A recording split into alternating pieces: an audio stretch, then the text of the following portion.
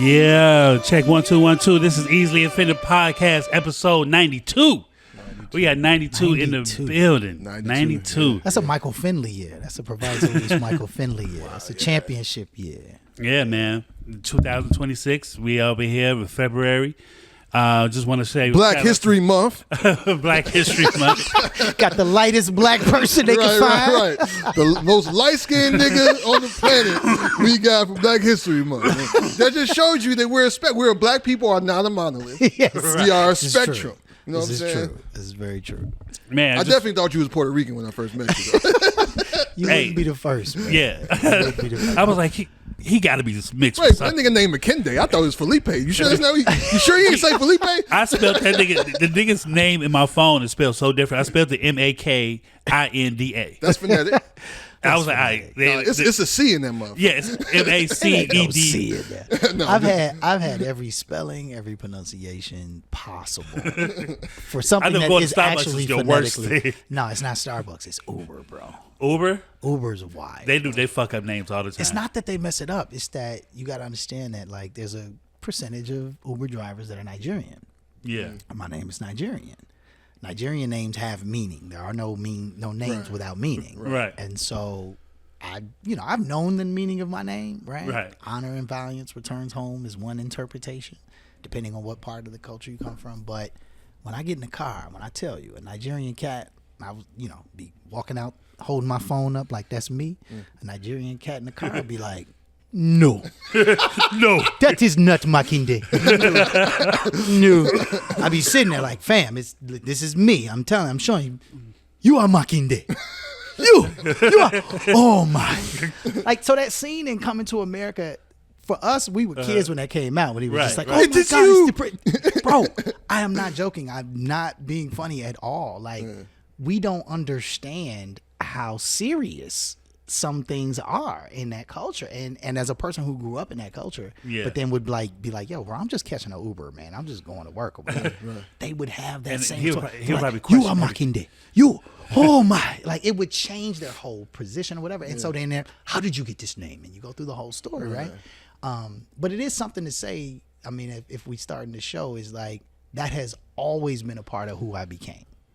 Is that my name was so significantly different, and it was so significantly like who I am, like who I show up as physically was so significantly different than what people expected that it actually opened a lot of doors. No, you know what? Without me having to do much work. One time I was talking to a young lady, and I think she was working at Promontory, and you had left, and I was like, "Yo," I'm like, "Yeah, my homeboy Mckenday used to run this spot," and she was like, "Who's Mckenday?" I'm like, that guy right there. And she was like, oh, that's the guy that dressed up as Mars for Halloween or something. She's like, I thought he was Puerto Rican. I'm like, no, he's not. No, man, I used to have braids, bro. When I had braids, at the you had ends, braids? Oh, man, I'm talking about, I don't know what the pause on the inches, but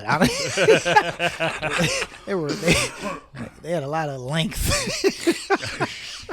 But yeah, I get that all the time. But that has a lot to do with the fact that, when we talk about culture for real, Puerto Rican culture, Brazilian culture, Filipino culture, like there is a African diaspora built into those spaces because that's how we got here. Yeah, and names are important. I mean, they there's like ceremonies around the giving of names. You know what I'm saying? Bruh, so if you've ever met, this is for everybody in Easily Offended Podcast land. If you have ever met somebody with an African name that has 17 different names, here's why. Because as he just said, there's a naming ceremony. And so for me, I was born December 29th, 1981, right? Yeah. Dead of winter, Chicago, snowstorm, hear my mama tell the story. Mm-hmm. But in African culture, you don't name a baby until you have this naming ceremony. Right.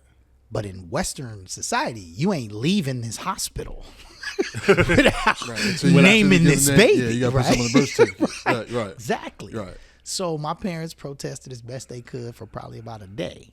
And then in order to get out of the hospital so that we could get home to do the naming ceremony, they actually, my birth name on my birth certificate is Abiodun, which means born around festival. Okay. And they did that because it's close to Christmas, New Year's, whatever, right? And that was just to get out of the hospital, right? Then I went home. 7 days later, they had the naming ceremony. I remember my little brother's naming ceremony. I don't remember mine, obviously. Right. But knowing my little brothers, I imagine mine looks similar. But essentially, it's exactly that, bro. The community, whoever you consider that to be, lines up, and the parents sit there with the baby, and every person gets to come up, and they give you their own name. And that name becomes a part of your actual recorded name. Oh shit! And that the way it's supposed to go is that if you're out in the world and somebody calls you by that name, there's only one person who would know what that is. Right. And so that's how you know that that's somebody from your community, right? So when you see like the Kimbe Mutombo and all them with these long fit, that's why. Because each of those names becomes your name. That's crazy. Interesting. Yeah. I never. So I knew there were naming ceremonies. Yep. I didn't know that part of it though. Yeah, man. It's like a 4-hour ordeal. Like imagine being like 7, 8 years old. You go to first grade. You just walking to school, just happy going to school, and then people shouting out 15 different names, and you're like, oh, Auntie so and so. Like you're supposed to know whose name that is for you. But that talks a lot about the connection to culture. Yeah, definitely. Yeah. Well, as you can tell, we have a guest in the building. Right. You know what I'm saying? We've talked about this nigga's name for the past 5 minutes. So you already know his name. I mean, it's a good intro. I mean, let's go. Let's go. We got Machede in the building. Definitely only Mckinday I know. Right. This man has done a lot of shit for the city and for the culture. He has ran multiple stages.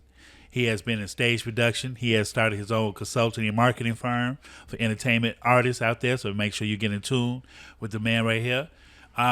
Brother, like I remember meeting you from Promontory, and I was the Jamaican guy in Hyde Park that had like 15 jobs. You kind of low key still are. Yeah, you know what I'm saying? I didn't know it is bad as it was. Yeah. You know, There wasn't no need to ask a wedding nigga Larnell. Like, it worked. Hey, man. But now, which job is it? So I was like, yo, like when Promontory came about, I was like, yo, I want to work up in here, man. I got to figure out space in here. Like, because I wanted to I've always been in the industry and behind the culture and stuff like that, and in production and stages and stuff like that. And you gave me a shot. You was like, yo, I'm going to put you on the production team. I only had like 2 days out the month, maybe 3, maybe 4. You know what I'm saying? But because I had the Hyatt, Starbucks. Yeah. But he was AT&T, like all 1 square block, by the way.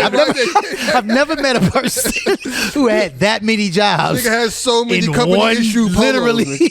Like, they got AT&T shirt, a Starbucks shirt, a Hyatt take shirt. Them off. Just take them off in between breaks. Right. Just walk around the corner. Like that was my thing. Like when I moved to Hyde Park, when I worked in Starbucks, in order for me to become a shift manager, I had to live in Hyde Park. She was like, "You got." Oh, really? You have to. The sister with the short hair. Yeah, Nikki. Yeah, She's like, Nikki. You gotta. Shout out she's to like, Nikki. I'd rather for you to live in Hyde Park. So if I need you, you are able to get here quickly because you ain't driving. I'm like, all right, cool.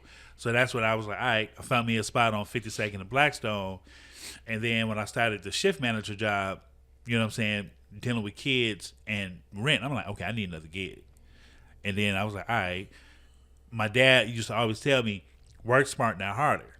Mm-hmm. So I was like, all right. So let me go to the Hyatt. And that way it's right around the corner. And I'm literally like 2 blocks from there. And then right around the corner, I can go here. I bet. You know what I'm saying? That's how, like, I just... No, man, you finessed so many opportunities. I mean, I've still, even when I saw the first thing you posted at Mccormick place, I was like, is he there kicking it at this event? I was like, he got on a whole cardigan. Right. Yeah. Right, this nigga in there dressed He didn't up. go there in a cardigan. Right, no. Like, Right, this ain't the early 2000s, nigga. nah, You don't like, go out like that. This dude definitely When I- got a job. Right. When I had my interview, I got hired the same day. I had my interview with like the top heads of Mccormick, whatever, and the hospitality group was Savor at the time, and they was telling me like, you know, all right, so what do you do? And I was like going off. He was like, okay, I'm gonna tell you this right now. You can't have no other job working here, so you have to give me a ballpark figure on what you need in order to cut. So I gave him a ballpark figure, and he said yes very quickly. And I'm like, fuck, did I lowball myself? You did. No, that's 100% guaranteed. I was like, yeah. damn, Anytime somebody answers you, anytime they don't say we need to go and think about it, we've done ourselves a disservice. Nigga, I got hired. I got in the car, and it was great. Oh, you got 401k, free parking, insurance. I'm like, bet, cool. 2-week paid vacation starting off. You get 80 hours sick day pay. Love. Yeah. I get in the car. I looked up. Food and beverage manager salary. Yeah, $35,000 more. Yeah. God damn it. And we could talk about that too, man. But honestly, I think that's a really big issue historically with our communities, man, because we do know people who have had those roles, and we do know people who know, and it's just always been a part of our ethos to be like, don't ask me about my pockets, bro. Yeah. You know what I'm saying? Don't ask me about my pockets, right? Yeah. But what that's done a disservice to us, and where it's benefited others, is that if you'd have walked in knowing that number because you had a verified source who you could count on to be saying, oh no, well, I have good people over at XYZ and they're in this range, right? You don't have to state what they make directly, right? You say, oh, I have people at this place who is your direct competitor. I have people who, you've worked with before. Like I have people within that industry and they're in this space. And so, it's kind of wild to me that you would actually present this number, right? Insulting even.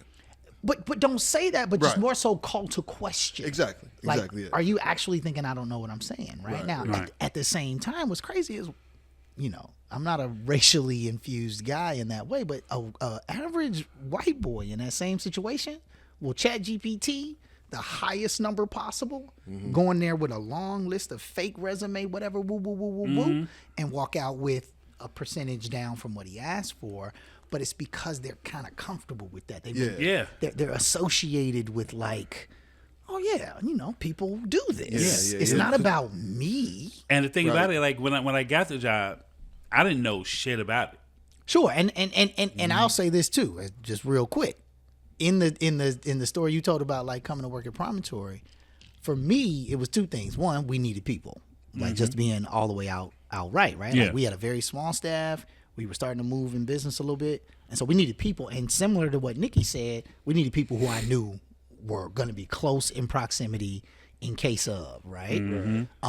Like you were talking about how many shifts it was, because we had enough people at the time to manage what we were doing, but they were starting to drop here and there. I need somebody to pop up quickly, right? Yep. But the second part of that is that like where you like when you want to learn a thing, that's also where we as a people have to be okay.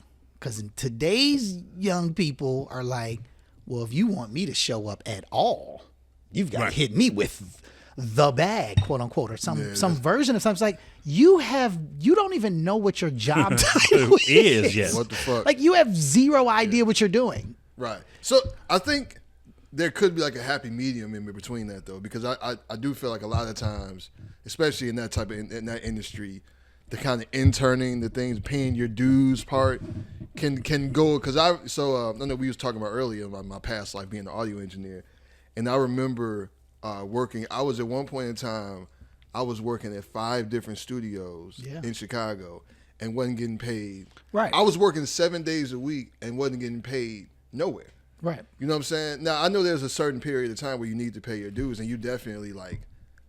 You can't come in and be like, yeah, I need this, and you don't know what the fuck, you don't know anything. Yeah. You know what I'm saying? But there's also, I think, it can be like a middle ground there where maybe we don't need as much of the free labor. We need people in our networks who have been doing this work to say, listen, rock with me, and we will help you build the skills that you want to build. Right. And then while we do that, we will help you find the position in the way that you want it, right? Right. Adebola is a great example of that. Oh, yeah. Right? Yeah, like, she came to Promontory, like, unbeknownst to me, I had no idea she had a sound engineer degree.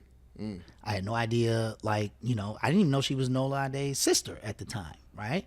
She just kind of showed up, very nice personality, very sweet. And part of me, I'm not even going to front. Part of me was just like, this is a tough business. People curse a lot. People are aggressive for no reason. She's such a sweet person. I was just like, I would feel terrible if I like asked you to come here to like take on this weight, right? But she was very adamant, like, no, I want to do this. And then I found out I have a sound engineer degree. I'm like, what? I'm like, okay, that's new. You know what I'm saying? This is a $12, $13 an hour job. This ain't. I'm not hiring you full time, right? Like you're coming to learn how to move chairs. You're coming to learn how to give wristbands, right? And flipping those rooms. Flipping the rooms. 3 events in one day. But to your point, from her starting to work with us at Promontory to now she's my assistant at Summerfest. She has been for the last 4 or 5 years, right? When I left Promontory as production manager, she took that job, right? And so a lot of our relationship was based on the fact that I'm not going to let you be victim to other people taking advantage of you. Right. Because I'm here. I'm in the spot. Yeah. And so if you're coming with me, then they're going to know. Don't you ever think you're going to treat her out like you differently than me. Right. Because I'm coming right back and it's going to be a problem. Right. Right. And so in a lot of ways, we need more people like that. Right. For sure. But it's hard, man. It's hard. It ain't It's easy. very hard. Yeah, When I first got into the job, I'll never forget. Them motherfuckers was like, all right, well, look, we're going to bring you in for a weekend. We're going to give you $500 a day for a 4-day event. Just to see. This at Wintrust? No, this was at Mccormick. McCormick. So they were like, just to see if you like it. I was like, all right, cool. So I came in, lost, just figuring things out on the fly. After those 4 days, I talked to my manager, Donna. She's an Italian from 23rd Street, Taylor. And I was like, look, I ain't gonna lie to you. This is something. I'm very interested. I'm excited for it. I'm not gonna lie. I have no experience in this magnitude. Yeah. This is the largest convention center in North America. Yeah, it's enormous. Yeah. So it's so many moving pieces, and it's unionized. So you have to, you know what I'm saying? There's a lot of legal. There's a lot of shit. Local 2 ain't nothing to be. Man, she handed me a CBA, 700 pages. I had to go through that shit, highlight what I needed to know about it, just in case something come up. I'm like, well, section 16.1, da-da-da-da-da, all this stuff. Yeah. And she was like, look, if you just stand by me, I'm going to work with you to get through it. You know what I'm saying?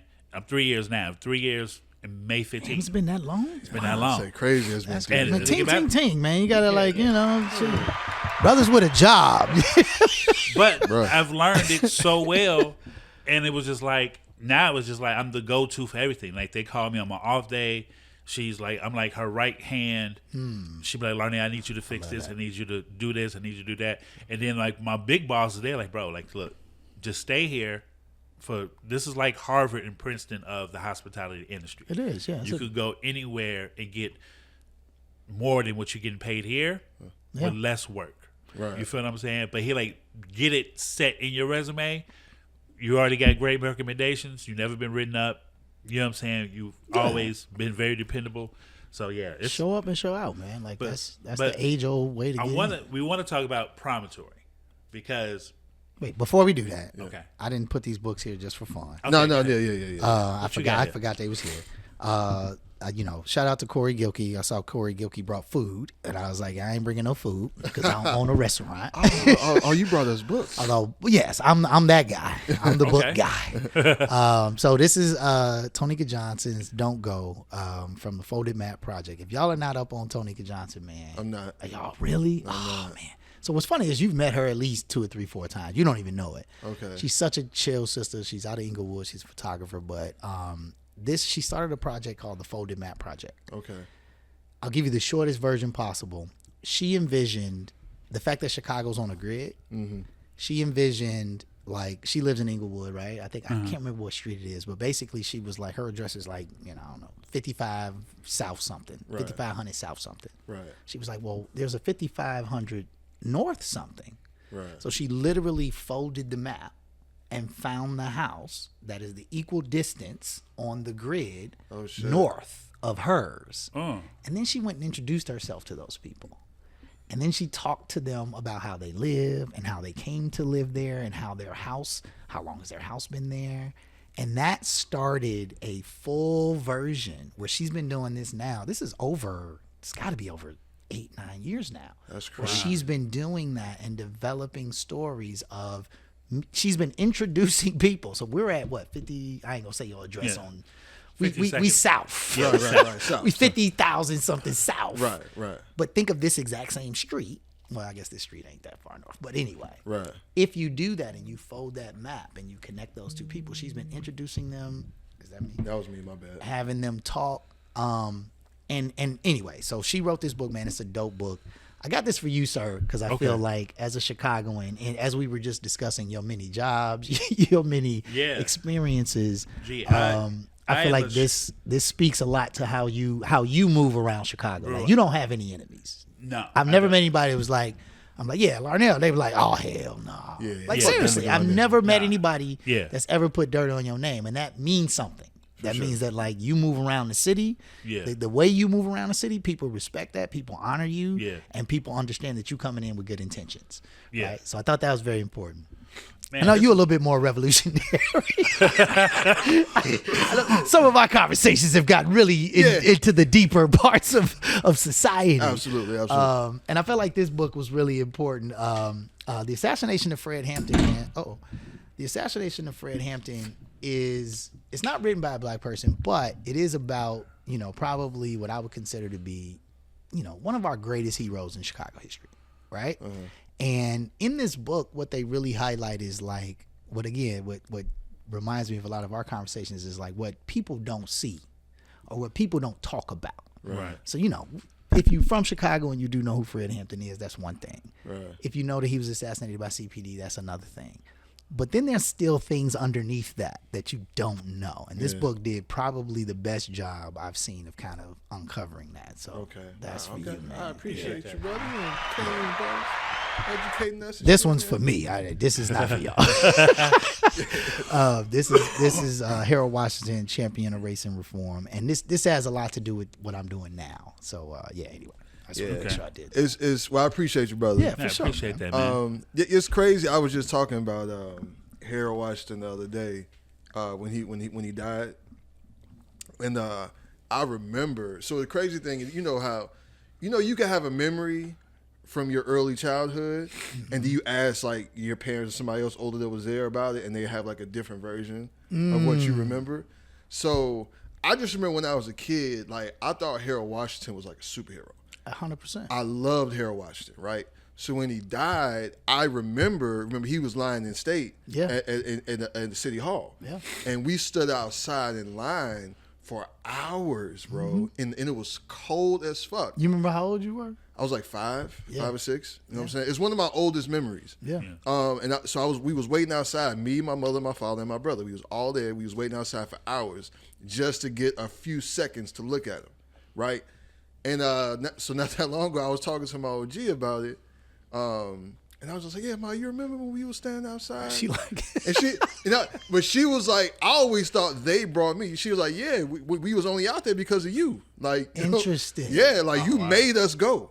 Man, that's crazy. Yeah, and so I'm thinking the whole time, all this time, like, yeah, my parents brought me out there. Just like, nah, I actually made everybody go. Like, it made sense though, because I'm telling you, I had Harold Washington coloring books. That's wild. Where you were born in Southside though? Yeah, right? yeah, Chatham. And so it's funny. When I did I had, everybody taking, when you go to college, it's political science is one of the prerequisites, you know what I'm saying, freshman year you take. We're freshman, sophomore year, right? So I had this poli-sci professor, white dude. And so, like, you had to do 3 papers, and all of them throughout the the semester. Yeah, sure. And they all had to be on political figures in history. It could be mayors, politicians, generals, whatever. So I can't remember what I did the third one on, but my first one was on Harold Washington. And that was the first time I knew, this is me maybe like 19 years old at the time. And that was when I first found out. I was doing a lot of research about the election, and that's when I first learned how they shut down the red line during the election to keep the votes, to keep people that work downtown from getting back south, so they could vote. You know what I'm saying? And he still won. But I did my first one at Harold Washington. I did my second one on Hannibal Carthage. Oh yeah. You know what I'm saying? Yeah. And that motherfucker. I'm good at writing papers. I was always good at writing papers. And this motherfucker gave me like a C- on both of them. Because there was not as, again, we're talking about, you were in college in the early 2000s. Yeah, this has been like 01, 02.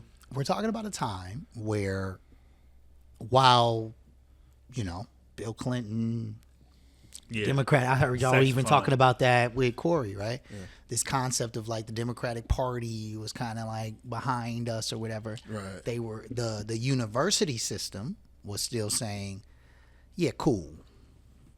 Right? Right. Just a short point before we talk about Promontory is at Chicago State University, which is historically a black college. It is. Now, not in the HBCU sense that it was started as such. Right. What most people don't know, one of my first papers was 8th grade. My pops was a professor at Chicago State. And you know how they always give you the, Black History Month, Right. do something on a Black History person Right. for your social studies grade. Right. That's how it always sounded to me, because I grew up in an African household, man. So it was like some of the stuff that people were saying. Right. I was like, man, this is ABCs of black people. Right. So, everybody was doing the Oprah or the Michael Jordan or the whatever, right? And I was just like, man, no, sir. Like, this is not exciting to me, right? Yeah. So my pops would always be like, well, what you know about Third World Press? And I'm like, I don't know Third World Press. What's that? And he was like, oh, yeah, it's a black-owned, it's actually the only black publishing company in the entire United States. And I was like, okay, so what? I'm in 8th grade. I don't care. No publishing company. What is that? Right. What does that even mean? And he's like, yeah, no. Hakeem Madhubuti, who's a poet from the 60s, got to the point where he realized that his contemporaries, who are the Maya Angelos, the James Baldwins, right? All these today, 2026 black authors that we know now, he's like, yeah, he got to the point where he realized none of them could get their stuff published. So he started his own publishing company right here in Chicago. He's like, why don't you do a paper on them? I'm like, yeah, that's I like that. That sounds gangster, right? Right. Chicago State, come to find out, just the history of Chicago State started out as a teacher's college. Right. Yeah. It was in a boxcar, like a train boxcar that they still have on campus today. The first class that was ever held as teachers, Chicago Teachers That's College. what that train thing for? That's what that is. I never knew what that That's shit was. where the classes were held. I was just going there having parties and shit. Like, why they got this train in the middle of the fucking... So to your point, it's like in Harold, my story similar is that there was a picture of my parents and Harold. They in African clothes, lightest people in Chicago, right? All the African clothes got staffs the whole nine, right? I've seen this picture my whole life. Never knew who that dude was, right? And then when I became aware of who he was, I remember Facebook had just come out. I had posted a picture of it on Facebook, and people thought I was like royalty. They was like, yo, your mom and dad kicked it with Harold. Now, mind you, kicked it with Harold? No. Took a photo with Harold. Supported Harold, right? But that was a part of my consciousness too. Yeah. So I remember when Harold Washington died, I was at James McCosh on 65th and Champlain. And I was mad of the fact, I was selfish. You know what I'm saying? Because he died on my birthday. So I was just like, fuck. Really? So I get home and my whole family's like sobbing because my grandmother was his secretary. I believe. So it was like deeper for my mom and my dad. Yeah, they personal friends. Yeah, well, my dad morally, because he was like, we've known Harold forever. You know what I'm saying? So I was just like, so no birthday cake? Like, that's wild. Like no, like it was just wild. What day is your birthday? Is November 25th. Yeah, because it was around that time, because I remember it was cold as fuck when we were standing outside. And it had right before Thanksgiving or on Thanksgiving. Well, right, so it would have been the line in state probably would have been right after maybe last week in November, first week in December. I don't remember exactly when it was. I just remember it was It's going to be the same thing with we just lost Reverend Jesse Jackson. I was going to say we can't not speak his name sitting some team blocks away from Rainbow Operation Push. Yeah, the House of Jesseville for absolutely, real. man. But again, I'm just saying all that to say that I think what I'm learning now at this stage in my career and what I'm doing now is that our heroes, right? Yeah. The Fred Hamptons, Tonika's going to be people's hero. People in this generation are going to understand her to be somebody who was really way beyond her years at the time, right? As Harold was for a lot of people. I think that what's really important about that is that we forget that here in Chicago, we have that luxury, bro.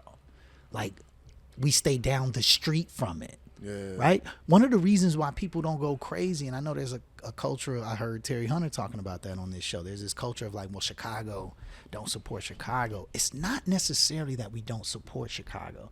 It's that we are not as excited when Chicago gets to the limelight. You know why? Because we've been with you.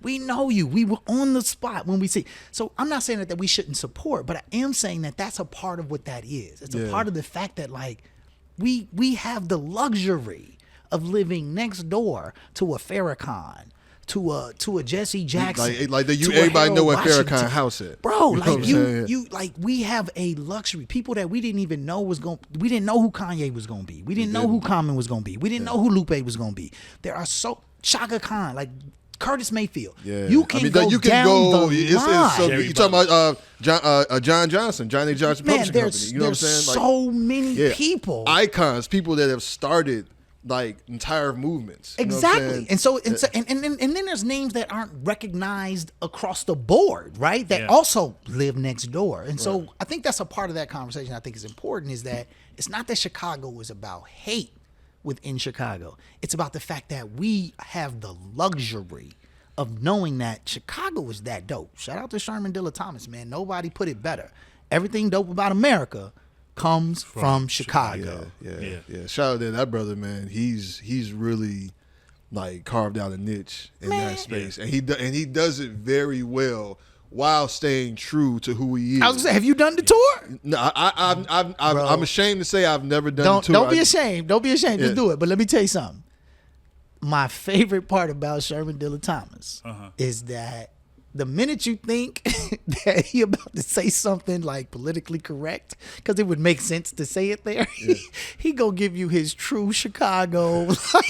He gonna give you his analysis. And if you're not from Chicago, I've been on 2 tours with him. Right. I've been on a tour full of people not from Chicago, and I've been on a tour full of people from Chicago, right? From Chicago. Bro, the one not from Chicago, when he hits that Chicago button that only you know, like they don't know what to say. They like, I'm not sure if this is like, like they look around. They're like, is everybody else okay? Is this cool? Like, and that's the part I love that brother. That's why people from Chicago love Chicago people, and and we could talk about like the things that maybe we don't always work the best together. I tend to not think that way. I think it's untrue, man. But it's just easier to say that. Yeah, there are examples of it, but we won't dwell on that. But there's so many things that are just unmistakably Chicago. Absolutely. And the only people that are from here know this. Know. Like there are things I remember listening to the comment last time with Pete Rock, and it's just like there's certain shit that he's gonna say that you're not gonna understand unless you're from here. It's a code. Yeah, it's a code. You know what I'm saying? Yeah. We really have our own shit. You Absolutely. know what I mean? You're correct. You know who else does that on the YN side? Corporate. Yeah, I was gonna say when he came out, when he first hit that influencer market with the whole time is an entire now. It's and again, shout out to Corporate, right? Because he was somebody who was willing to be himself. Right? He was not. I'm not here to do nothing different. And again, this is where this conversation about hate Chicago. No, this is people in Chicago who are that affirmed in who they are. They are that clear about themselves that I will stand on this and go on Instagram and be like, whole time, buddy, like woo woo woo woo, and show you. And anybody else from outside Chicago, like, what is going on? I watched his whole episode. Look, I was at work one day and I'm sitting there watching. I'm a fan of Chicago Be Like. You know what I'm saying? Part 119, episode 42, whatever. It was like the awakening, bro. Like watching Corporate Instagram was like watching the awakening. And I'm sitting there watching it, and my coworker was like, he's from New Orleans. So he's like, what is he saying? And I'm like, when he said about Shorty is about woo out the bam, and then they gonna go up the block. Like exactly. They gonna hit this means. move, and he like, absolutely. Oh, that I need. He like send me all that shit because he like nigga. I live in Bronzeville, And I literally just be walking around and niggas be saying shit. And I be like, I don't even know what decoding. Just like say, if somebody say check it out, don't check it out. Don't check it out. I mean, just keep walking. But then you go to New Orleans and it's the same way. I was gonna say for them. It's the same way for them. I was in New Orleans and the cat was really nice and real chill and said, "Hey, bro, you know we gonna go around here to the and I'm like, hey, man, it do sound chill as hell, man. Turn out he trying to rob people. You know what I'm saying? So like. Yeah. But yeah, end of the day, man, I think that's an important part of like Chicago's culture that we just don't talk about enough. For sure. It's not about hate. It's about the fact that everybody here has the luxury to really know themselves and to really be themselves. Yeah. And so it ain't about whether I rock with you. I mean, the gang thing is a different thing, but it's like, I mean, I just live differently. Right. Yeah. Before we move off this topic, it was this dude from Detroit. He's a comedian, and he has a whole episode series, like about like 7 episodes, where he lost somebody robbed him in Detroit from Chicago of his wallet. And he has an air tag in his wallet. And he's tracked it to O Block. So he travels to Chicago to find his wallet. And his homeboy and they run into corporate and his guys. And the corporate was like, yo, ain't them no Detroit dudes? Woo. And he like, yeah, man, we here. He like, why you put your air tag in your wallet? Goofy ass shit is that? Yeah. And he's telling him like, yeah, it's an O Block. He like, boy, you gonna get an O Block, boy, you gonna get barked. Nigga, what the fuck you talking about? Look, again, my first time ever pulling up physically in O Block. First of all, I didn't know that's what it was called. I had no idea. Yeah. This is during the pandemic. Right. I was working for a good friend of ours. I'm not gonna say his name just because I don't know if he wants his name spoken. Right. But I was doing deliveries. Not illegal deliveries, they were legal. Right. But 63rd and King Drive came up. I didn't know. I'm like, that's within our geographic range. That's right away. Okay. I happened to take that left off of 63rd on the King Drive, and I did notice the gates. I did notice that the address that I was going to was on the inside of the gates, and that I could only pull on the outside of the gates. And I tried to call the person and say, hey, hi, your delivery's outside. And they were like, yeah, you can't come in. And I was like, well, I don't physically understand how to get in. It seems very locked off. Right. Go a little bit further down the block, go through that little security thing. Yeah. Right. Now I'm through the little arm, and now I still don't see them, but now I'm starting to pick game. Like I'm from Chicago. I done pulled up in 40 state projects. I done been there before. You know what it is. I'm starting to understand where I'm at, right? And so I'm me by myself with a back full of, expensive items to deliver, and I'm like, okay, this might be the mistake I was ready to make, right? Hey, what you on, buddy? But to that point, them people, what you here for? All the homies standing outside, what you here for? Man, bro, I'm delivering. Somebody ordered something. Right. Okay, yeah. They over there. All right, no doubt. Right. Get them they merch. I'm good, right? So it's also about this idea that like even an O Block, this is not some danger zone that by entering you are now in some war zone. It's about what are you doing here? Right. Yeah. Why are you here? Right. Now, if you here to just take little pictures and get your little Instagram rocks off, we're not here for that. No. At all. Right? At all. So that's a part of that story too, is that like Chicago's quote unquote danger quotient is really dangerous to the people that are coming here without any understanding of what they're doing. Right. Exactly. I tell that people all the time, like, bro, like the coolest people I've met from O Block has been always a solid. And they just tell you what it is. Like some of them shorties read more books than me. Yeah. Dude was like, we just don't like being looked at like a zoo. Like people come down here, they take pictures. You don't take advantage of people which again is where we get this cold exterior narrative. Yeah. It's like, well, I wanted to partner with him, and he didn't want to work with me. Well, no, you said you want 80% of the situation. Right. I'm no goofy. I'm not going to give you 80% of something I developed, right? So that becomes the narrative. Like, oh, they don't want to work with people. No. We not dumb. Not goofy. Right. I know that you are here to try to take advantage of me. Right. I see some dude tell little shorts, like, hey, man, take your picture and move the fuck on. Exactly. You want to take a picture from the mural? Okay, cool. No, I'm saying that's cut down. Because that's respect for my homie. The only reason I'm going to let you take that picture is that you paying respect to my homie when I go out there. Yeah. But that's cut down. Like, they painted over that mural. They did? Yeah. Really? I didn't know that. I'm pretty sure I saw that. I didn't know that. That's crazy. Yeah, I'm pretty sure. I didn't know that. That would be y'all got me doubting whether or not wild. that actually happened. I mean, the thing is that whole situation is owned by a New York brokerage company, bro. Like that's the saddest part about O Block's story is not. Yeah. It was November 2024. They removed. I was pretty sure I heard that. The saddest part about, and shout out to Sherman Dilla Thomas, because on his Brownsville tour, he will pull you up in front of them and he will say, "Listen, we gonna get out, but stay close to the bus, not because this is dangerous, but because we don't want to make them seem as if they are some kind of exhibit in a museum." So he's like, stay close to the bus. And sometimes they don't even get off, honestly. Right. But he tells that story. He shows you the actual receipts. That is still to this day owned by a New York company that has owned that property and has been making sure that it stays in the conditions that it is. Multiple people from Chicago tried to buy it. Dirk tried to buy it, right? Yeah. They will not sell it because it does exactly what they need it to do. Yeah. To this day, it's still not owned by somebody in Chicago. Man, so let's get off the deep shit.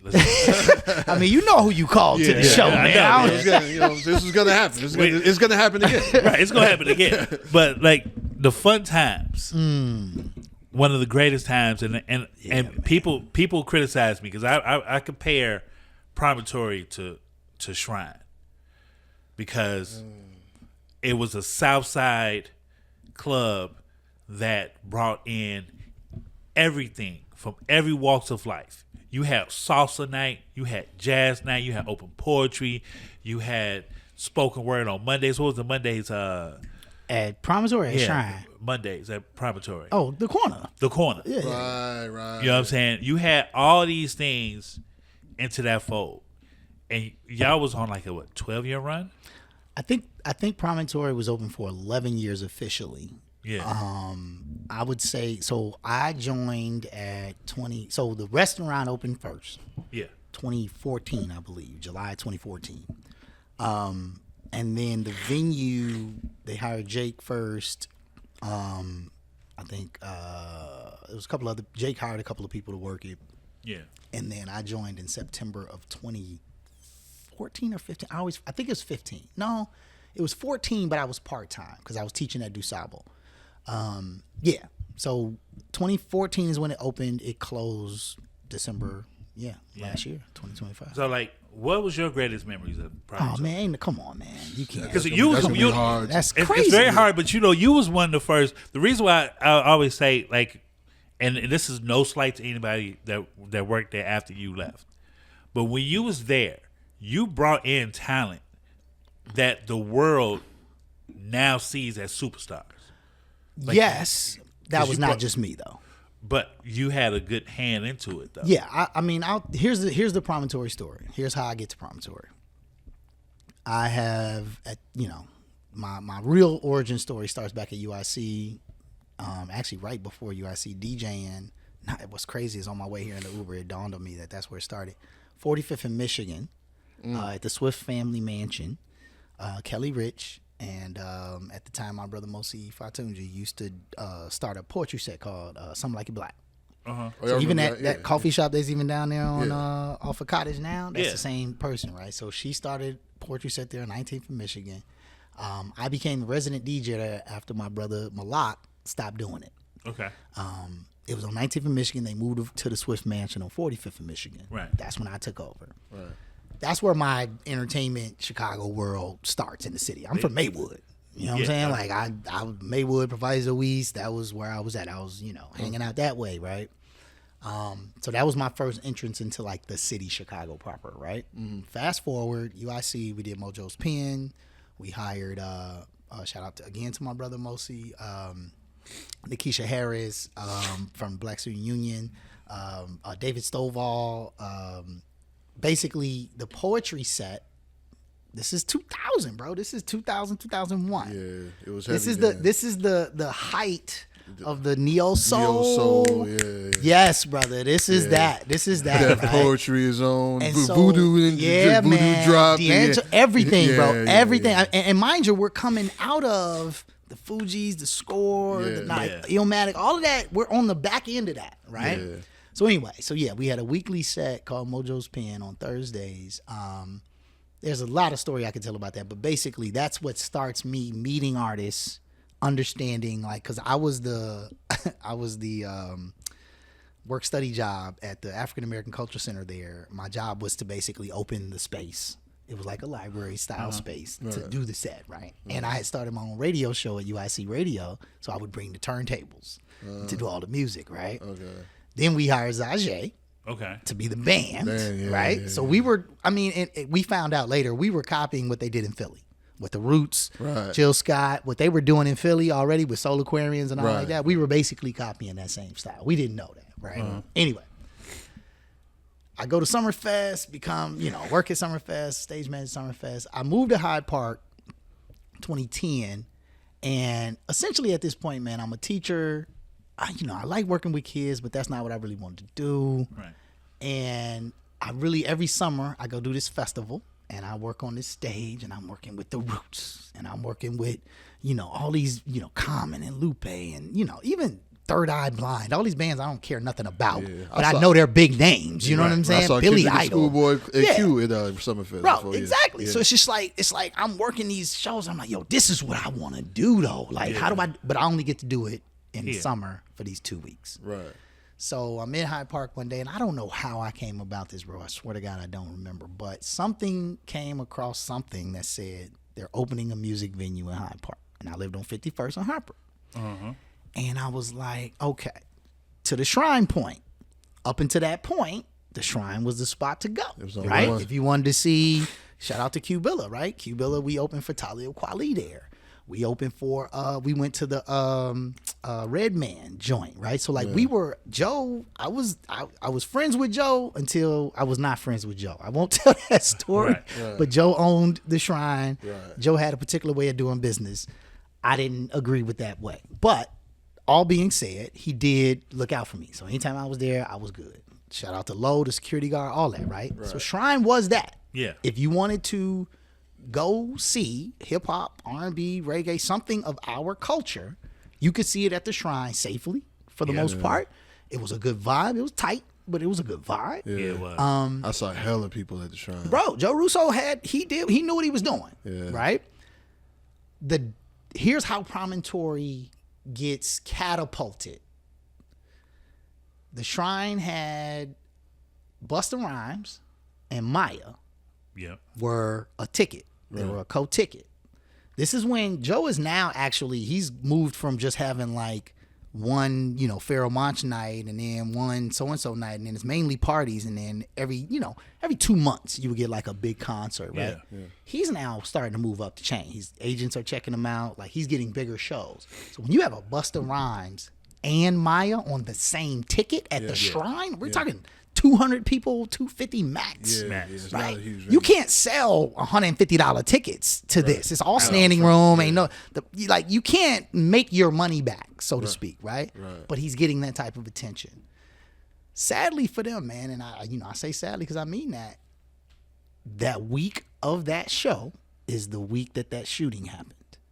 And so they got closed that week. Promontory was open. At that point, all we were doing was after parties. Shout out to Dwayne Powell, Joe College, Dave Jeff, right? Like, there was these localized kind of neighborhood after parties that were happening in the venue. Yeah. Wasn't a spot. There wasn't even a sign, bro. Like, we didn't have a sign. It was my first job at Promontory was literally standing outside waving at people on 53rd Street, like, "Hey, yo, yo, we got shit going on, right? Like, come down right here." People be walking past. Just go to that door right there. There's no sign. Just go. Bro, I stood in front of the door and was just like, "Yo, come in, go upstairs." Like, because it was completely off the grid. It's incognito. Everybody thought it was Borders Books, all that. So anyway, but what happens is that week that the shooting happened, they have that Busta Rhymes Maya show. Right. We're open. And shout out to Jake Austin, man. He does not get enough credit. Jake literally was like, "Hey, somebody just called me. The agent for Maya just called me. We tried to get Busta, too expensive." Right. At that time, we didn't have no brand. Nobody knew who we was. We couldn't pay what Busta wanted. But Maya was like, "Well, look, I've already been paid Because when you have a situation like that in the business, like you can't take the deposit back. Right, yeah. Maya was like, I'm already going to be here. Like, I'll do the show. And so Maya was agreed to do the show by herself. You got a chance to see That Maya? was chance to see is crazy work, bro. You don't understand what I'm just telling you, like he gonna make me a drink. Joe, Maya legit. No, I'm gonna wait till you come back. I ain't gonna tell this story. I've heard she's one of the nicest. Oh I've never dealt with her personally, but I've heard she's one of the nicest people. Q Bella gonna kill me when he see this, because that is like his. You know how everybody's got that one celebrity, somebody that you like. If I just meet that person one time, they'll understand how much I love them and they'll want to be with me forever. Yeah, that's. Maya, I'm sure is that for a lot of people. Bro, let me tell you, man. So I'm gonna be 100. I'm gonna be 100% honest, bro. At the time, I did not care.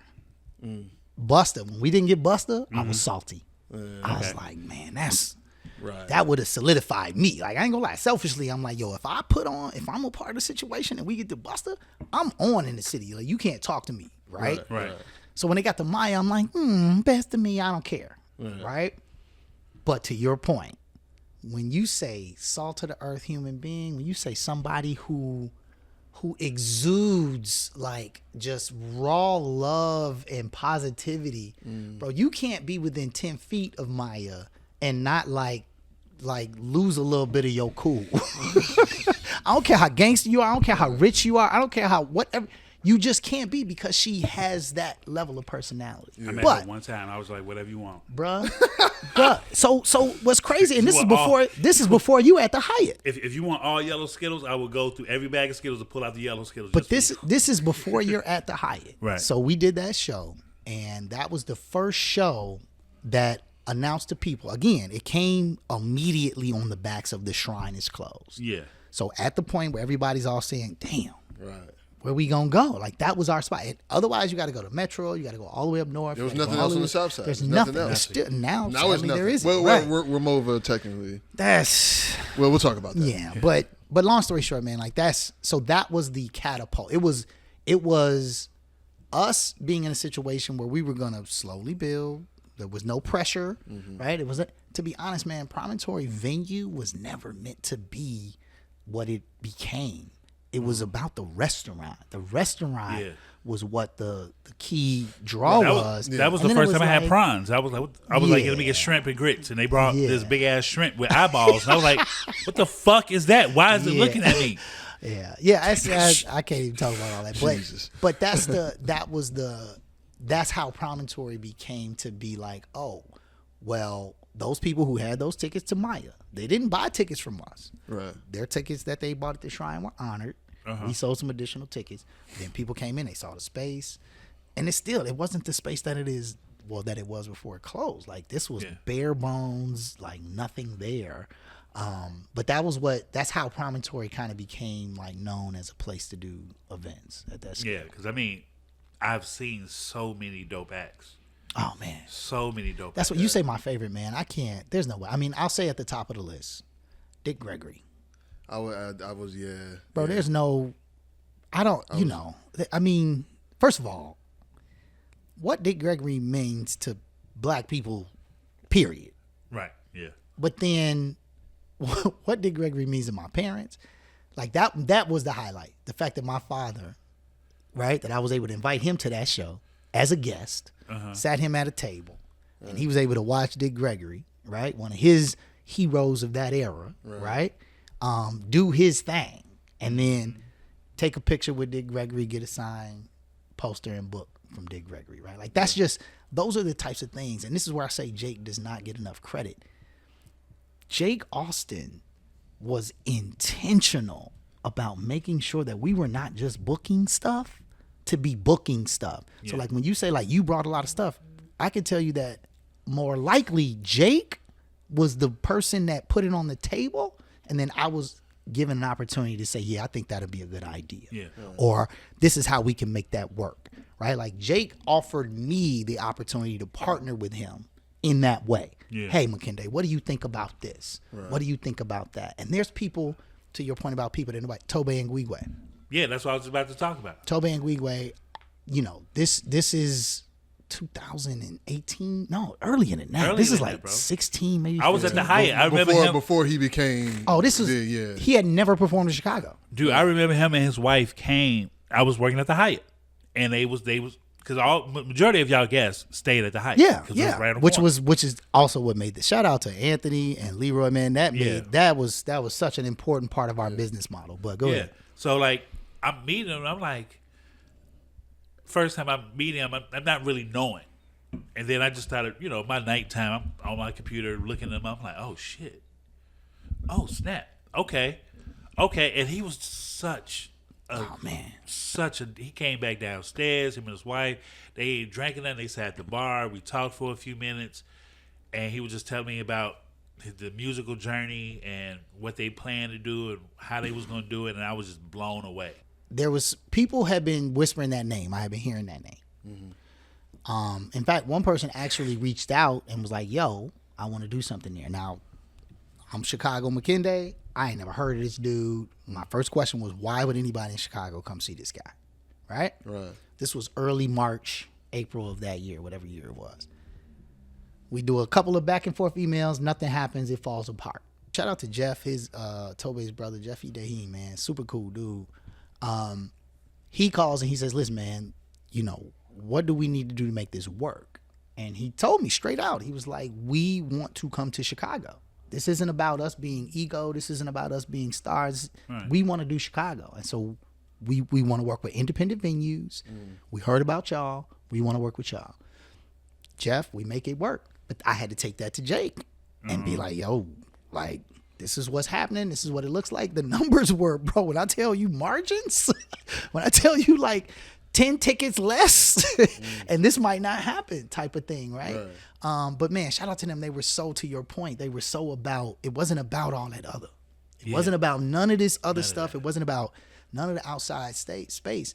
And so we do that show, bro. We sold that, I think we had 4 weeks to sell that show. It was sold out in less than a week and a half to the point where, our strategy was if we sold out a show, City Winery does this all the time. If we sold out a show before it was done, then we would try and add a second show. The artist makes more money. You already here. Right. You can't leave and go to another city to make more money. You know what I'm saying? Right. You're already here. So we could add a show, but not every artist is trying to do all that, right? So they was like, nah, let's just do the one.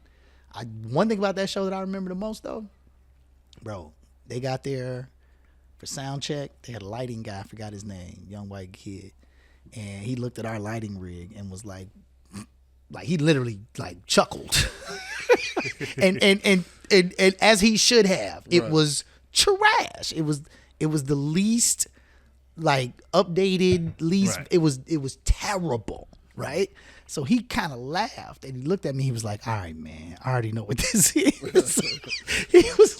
He's like, look, man, I'm going to bring in a couple of these, a couple of those. We just go make it work. And I was so relieved because as the production manager, I felt embarrassed. Yeah. Like I've invited y'all here to do this thing. And here I'm showing you this like super rinky dink setup. Right. And I know it's rinky dink, but I can't do nothing about it. Right. And he was super solid with it, man, young dude. He was like, man, we just going to make it work, whatever that case. And when we came in, Tobe comes in, and remember we used to do the side VIP joints so that we could upsell tickets because you only got so much space. Right. So to cover the cost, I need to have a premium. And people don't understand what all goes into booking artists. Tough, like you got to look at the ticket price, how many tickets I'm gonna sell at general admission.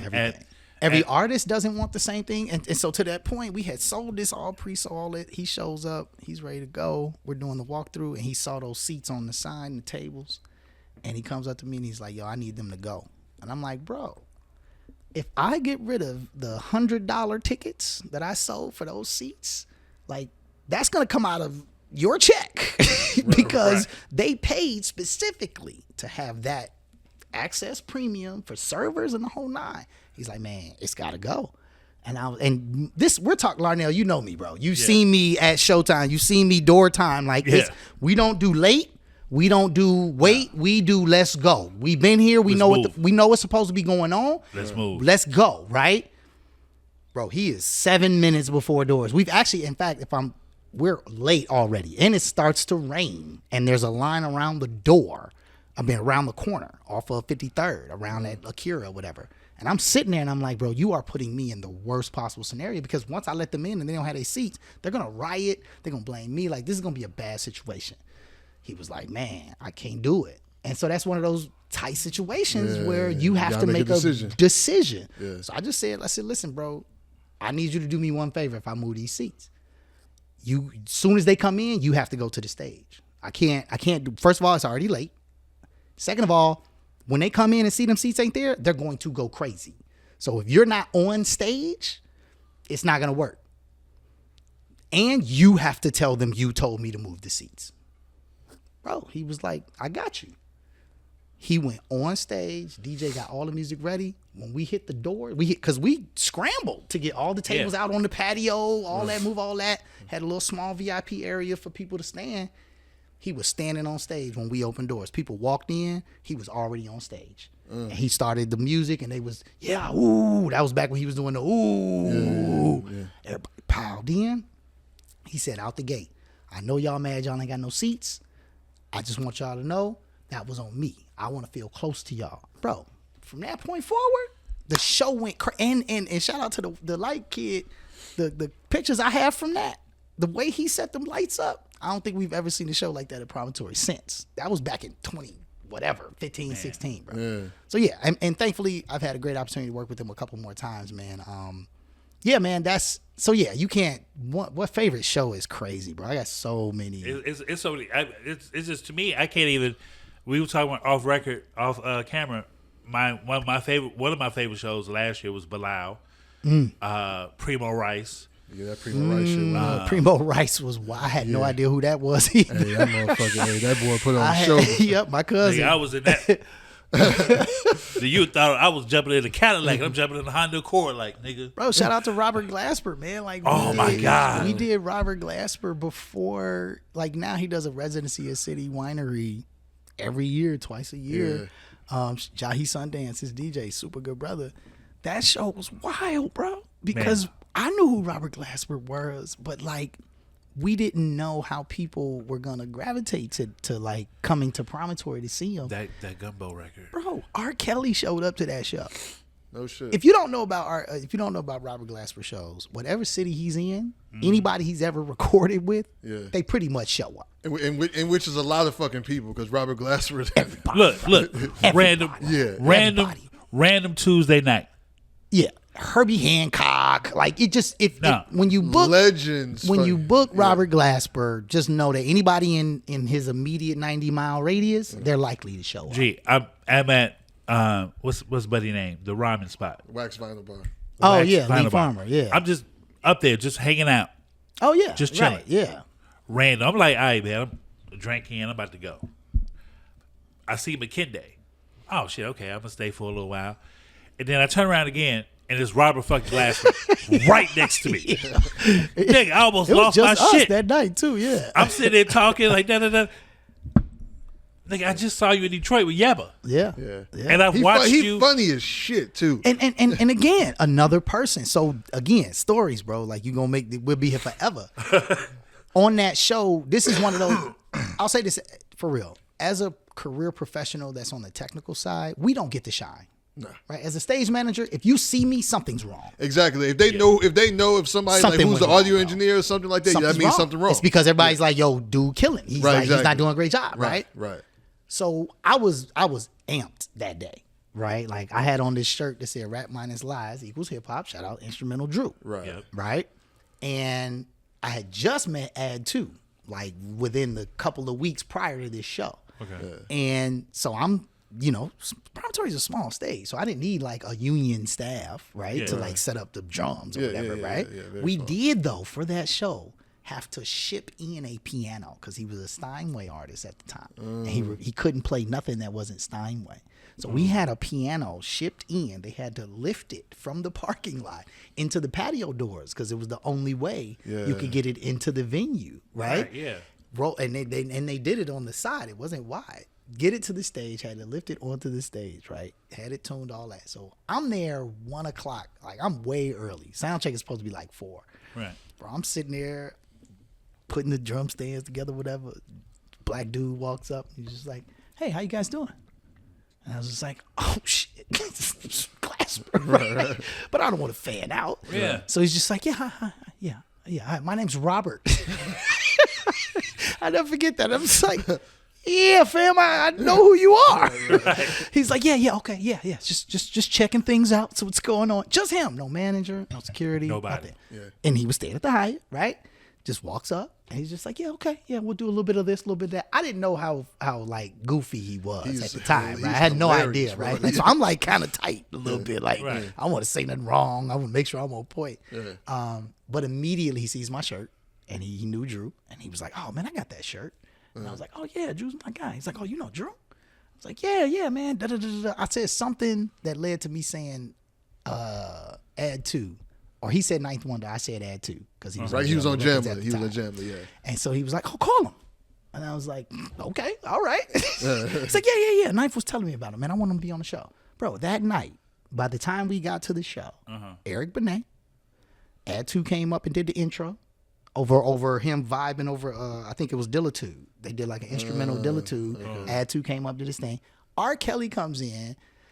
You know, when R.Kelly comes to clubs in Chicago, historically he comes with 5 to 10 people. Right. He shows up. We are triple sold out. There's nowhere to sit anybody. And R.Kelly's people are like, we demand R.Kelly has somewhere to go. And I'm like, at the time, this is pre-go to jail R.Kelly. So it's like, you know. He's still that guy. And he's the guest of Glasper. You know what I'm saying? Like, it's not like he just pulled up. Like, Glasper invited this brother. We figure it out, go through the shenanigans, whatever. He's like sitting in the corner and he comes up on stage. Historic story, never to be like mistold. Robert Glasper says, come on, Robert, just, do a little something for us. He comes on stage and he starts telling his story, being on the red line, he was taking his grandmama's chitlin buckets to get the things, whatever. Right. Whole time, Robert them, the band, they, Vicente Fox, I think was the bass player. They start, riffing, whatever. Joe R. Kelly busts out this freestyle talking about some chitlin buckets. I swear to God. Wow. This is hands down. Jahi Sundance will back me up. Robert remembers this. Every time I see him, we always talk about this. He busts out a freestyle where he just starts singing like a song about him being on and called Chitlin Buckets, bro. Like, so like when you say memories, there are moments that only certain people got to see. Yeah. And there are moments that like are just significantly different in today's time than even what they were at that moment. Mobb Deep, the last Chicago show they ever did. Prodigy. Bro. Prodigy's last Chicago show, Promontory. Yo, And the story behind that is even crazy because Prodigy left Havoc. They showed up to that show with 3 people. Prodigy, Havoc, and their security guard / road manager / business manager / hospitality guy. Yeah. And while he was settling with us in the office on the final checks, Prodigy was done. We had done 2 shows. Prodigy was ready to go. He hopped in the van and had driven off. And I got a phone call from somebody downstairs like, hey man, I think Prodigy just left. And I'm like, oh snap, because Havoc is definitely still here and they haven't even been paid yet. We had to call Prodigy back to pick up Havoc and their security guard and their check. So I'm telling you, man, there's too many stories. One story with mine was I was there and I was off work. I was just up there. Because, when you work at Promontory, if you ain't got nothing going on, you just come up there. Because it was family. 100%. It was very family-oriented, man. Yeah. Family-orientated. Yeah, 100%. And y'all had Jim Jones coming. Yep. I remember that night, too. And he called, I think you was dealing with something. And I was like, I think it was Mario or somebody was like, yo, Jim is downstairs. Where can we bring him in at? And then I think Jake was like, well, we can't bring him through the crowd. Because the thing was bring him through the elevator. And the way it's laid out, it's like there's only so many ways. Yeah. I literally had to clear out behind the curtain, moving tables. Coats, all coats, that. Yeah. And so he could just have a clear walk. I walked downstairs, open the door. Jim is out there smoking weed with his crew. I'm like, y'all ready? He like, yeah, I'm following you, King. Followed right up to the stage, went to the back area. Right across the box office. So, like, all these people standing in line, waiting to get in, probably arguing and screaming, and then you see the person you came to see walk right across. You know what? We didn't even go outside. We came inside and went behind that curtain. Right, that's what I'm talking about. Up the back stairs, right, from the parking lot. Yeah. That was the only way to get artists in after we opened doors. There was no other way. Right. And that night was That night was crazy. Benny Siegel, fucking Siegel. Scarface playing the guitar. That was the first time I saw Scarface. Scarface. When he played, when he brought in Mary Jane, he played the guitar. I was like, He's another one though. Scarface showed up at like noon, like just chilling, and was like, "Yeah, man, you know, I'm just coming to sit." And at this time, he was actually during that show, he was running for office in Houston. in Texas. Yeah, Yeah, I forgot about that. and so we probably had an hour conversation about politics. You feel what I'm saying? Like, so yeah, I mean, there's so many stories, bro. Yeah. There, elder bars jumping on my top of tables. Gee. Y'all remember New Jack City, right? Yeah, You remember the light Christopher skinned Williams. cat, Christopher Kareem Williams came. Akbar? Kareem Akbar was going from table to table, gyrating in front of like aunties' faces. "Gee, well, that nigga It was Nico." amazing. No. Yeah, went from Drew Hill. Drew Hill, when that nigga Nico fell off Took the his bench. I hate to laugh at it, but it's real, bro. He was 4 dudes in all white suits, and he the biggest one. Right. And just all on stools. They just do, and that then nigga- he just leaned too far to the and failed. But to his credit, bro, they took him backstage. When I tell you backstage is this big, Yeah, it's like small as this fuck. is the stage, and between this seat and the wall, that's all we got. Right. You get him down off of that into the green room. They got him some water, spray some spritz on his face or whatever. In the next show, he was right back up on stage. Debo dance battled Cisco at that show. Like the first show, Cisco was like, "Who wants to dance battle me?" And he's gyrating or whatever. And Debo was crazy with it back in the day. Oh, yeah. I He's a remember bar Debo. back, right? And so the second show, I go to the manager. I'm like, "Hey, you got to let me pick the dance battle for the second with y'all. Like, I got somebody." Debo didn't know. Soon as it comes up, I'm like, "Hey, that's the guy." Debo goes up there and dance battle Cisco. Like, where do you get that? Where do you get your bar back gets the dance battle Cisco? It was just so many like crazy. Like I remember, and I should I tell the story with Elder Barge and his drinking situation? I mean, listen, I'm not here to tell nobody's dark stories. I will say though that some of this stuff is recorded. Like some people But have he footage still of some had of a this. great performance. Yeah, it was incredible. And also his struggles with alcohol and drugs Are well documented. well documented. Yeah. Well No, documented. man, he had They a good killed time. a bottle of gin, Yeah, No, I remember the story. I remember. but he got up there and performed, I he wasn't did at the his whole show. He did Yeah. both of them. Yeah. and he performed greatly. I was just man. like, that man And is off a bottle of. It's so crazy because a lot of people that alcohol and drugs, they'll take that voice from them.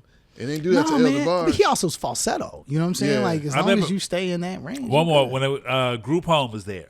This is when the other member just had got out of jail. The niggas, me and it was somebody, Aaron. I think it was Aaron. Hop good. Yeah, we walked. Dude was like, "We want some vodka." They got a gallon of Skull vodka. Skull. That shit come in a plastic Listen, bottle, man, bro. there is. And he was a like, "That's how-" gallon of Skull is like. But check it out. $15. But here's what's crazy is again we had Benny's was across the street, Yeah, but Benny's used to close at like 8:00. yeah. And so if you Benny's, didn't, there was a Benny's. and so right if you there. didn't make by the time show starts, you're not. And again, I got to bring this back a little bit. Promontory as a structured business was not just the venue. Right. It was the venue and the restaurant. Right. And so for us, any hospitality, it was best to be in-house. Yeah. And we didn't carry certain things. Hennessy being one for a long time, actually. For the first year, we didn't have Hennessy. So it's what when you have artists that are like, yo, woo, woo, woo. So we would go to, shout out to Swain, Kimbark. Because Kimbark would stay open later, right? And they right down the street. I'm only bringing that up because it got to a point that where you recognize when you start looking at writers as the production manager, I can look at a writer and be like, yeah, you don't really want them Skittles. You super good on these Reese's Pieces, right? Right. But then there's certain things I can be like, that seems like Johnny Gill when he came, the 6 bouquets of red roses. You don't need that. That was a real thing. That wasn't a thing you could just we're not gonna give you that, right? This is Johnny Gill. He gonna give out these roses, right? So Put on your red dress. so again, like you get to learn, and again, I think that's what's great about Promontory as a space and other independent family-owned spaces, man. Not Live Nation stuff is that you get to really develop a feel for what this is. The art is really forefront. The seats, man, if you got a front row seat at the Promontory, you basically put your feet on stage. Yeah. Like there was no barrier, there was no gate, there was no, like, you are a part of the show. Yeah. So, to what you just said, because with Live Nation and what's the other company? Because basically Ticketmaster, AG. AG Live. So they have basically the small venues, the mom and pops, the independent venues, are pretty much almost like a thing of the past. With the Promontory being like one of the last, right? So you were there, kind of like to see, like from the beginning when that shit was like one of the hottest music venues in the city. Yeah. To where you really you could, I feel like the writing was on the wall for a long time that the Promontory wasn't going to last too much longer. So I want to know, like, being a part of it, when did you see it, and like, and what can you even? Like, I don't want you to say nothing that you. No, I won't. I mean, But like, what did you see, and like, how do you feel about how it shut down and what happened? Yeah, I mean, how I feel about it is very. Yeah, I don't know. I'll say this. There's two things. You said something earlier. You said, people don't really understand how this stuff works, right? At the end of the day, the large majority of us are fans. Right. Yeah. We want to go to a thing. We want to get the experience that we paid for. We want to go home with the memories. Right. Yeah. That's it. That's its purpose. That's why it's such a captivating thing, right? Right. But when you work in it, you learn all the nuts and bolts. And so the shortest answer to that question is this. Live Nation aside, I'm going to put that to the side. Independently owned venues like Promontory. Now, Promontory specifically is different than some other ones. Right. So you have a bunch of them in Chicago. There's a bunch of independently, privately owned clubs, actually. Yeah. Chicago's, Minnesota's another place that has a lot of that. Yeah. Because you still got like your Empty Bottles, which is owned by the same people, right? And so here's the Promontory. I wish I had like a chart. 16 on Center. Yep. Is the name of the parent company. Okay. They own the brand Promontory. Okay. So the Promontory is a brand, right? That brand was leasing space in the building at 5311 Lake Park. That building is owned by University of Chicago. Right. And so 16 on Center is leasing that space from University of Chicago, right? So they don't own the building. They own the brand, the Promontory.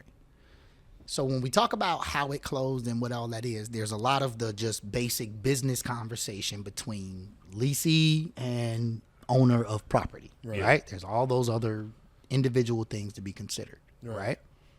From a brand perspective or from a business perspective of 16 on Center, the parcel, the unit, is not just the venue. It's also the restaurant. And so you're paying for both. As we all know, after 2020, after COVID, the restaurant never reopened. Yeah. That was not, University of Chicago wasn't happy about that.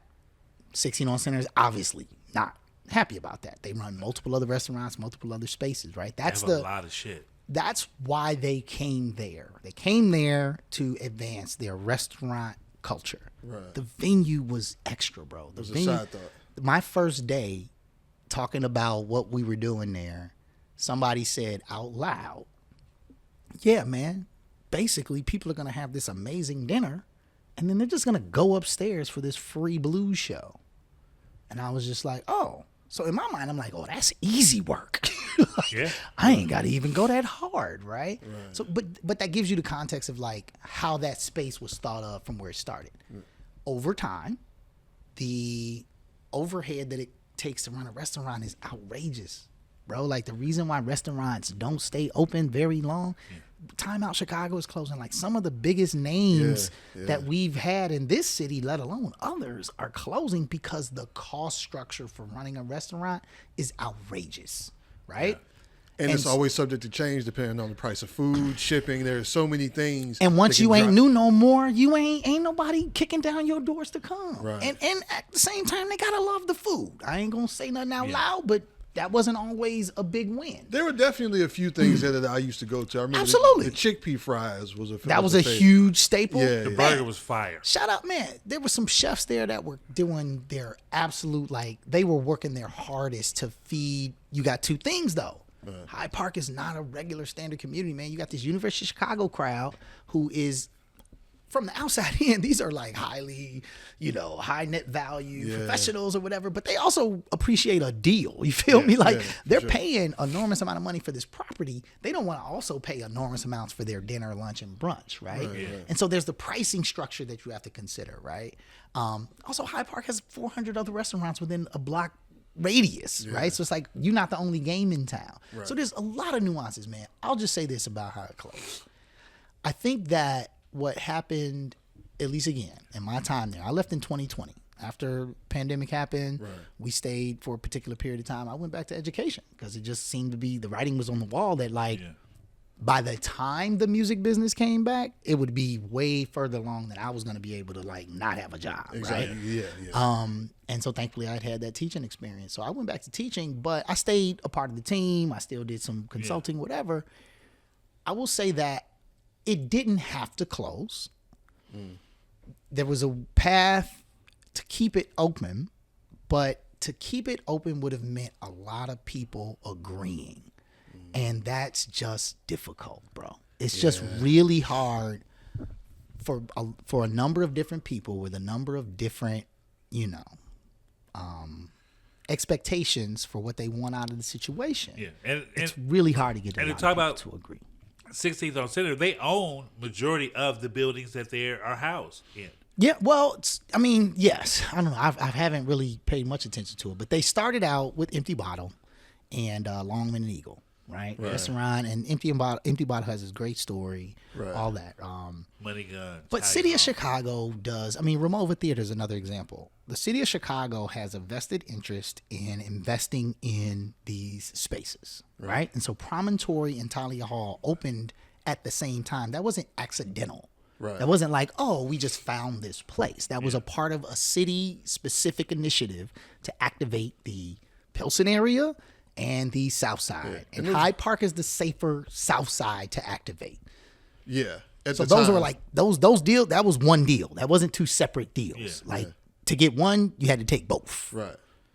It's like, because Pilsen actually is totally different than what it was 15 years ago. At the time, you said the Hyde Park was a safer deal. Right now, Pilsen exactly. Is, saying? But that was but Talia Hall as an 1,100 cap. As closer venue to downtown, historic. That was we really want this, and so the City of Chicago is like, that's great. We're cool with that, but for our interest, we'll give you that if you also take this, and if you work with them, and so that's what I mean by there's a lot of different people behind. Because Talia Hall, they have so many different things inside of Talia Hall. Like they had a restaurant. Dusex was there. The basement, Punch House is a whole separate entity, right? Was just in Punch House a couple of weeks ago. And so think about that, man. Like, you're talking about, like, from us as a fans, it's like, no, this is Talia Hall. I just come here to buy tickets. If I can, and I see it's packed when I'm here. But what you don't understand is that, like, there is so many different angles of where you're drawing from. The ticket, put it like this: ticket sales don't keep places open. No, absolutely. I'm gonna just make it that clear. Ticket sales do at best anywhere other than a Live Nation space. Anywhere, ticket sales at best cover your staff. That's at best. And I think, to me, Talia Hall was like a genius model because you can go there and eat dinner, finish dinner, go downstairs, have a cocktail before you actually go to the show that you're going to go see upstairs, and the money stays in the same venue. It does, yeah. I mean, it just rotates. And I feel like Dusex was better received on the culinary side than Promontory. Because again, Dusex, I don't know. Let me not make it seem like I'm some kind of expert here, right? I have my own opinions about why that is, but I will say that I do believe that Hyde Park is a place where people. Shout out to University of Chicago on this. University of Chicago is willing to let you take risks. Right. How many businesses have you seen that nobody else is given the opportunity? Sir and Madam had a spot over there. Ja Grill, still there to this day, right? Nobody would give Tony an opportunity prior to that, right?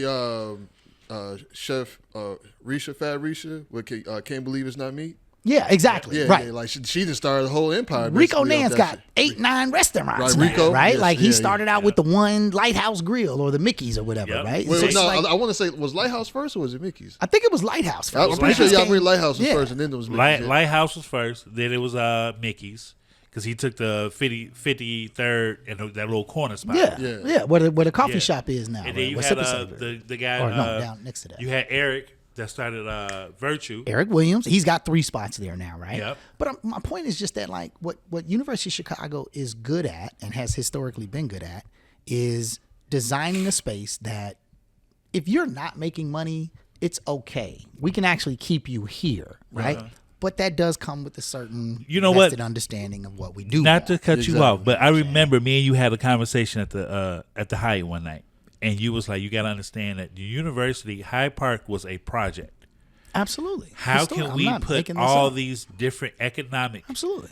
forces in one neighborhood and have it thrive? Yeah. Like it was like the blueprint of No, here's it's- what this it's- is. Have you ever heard of sociology?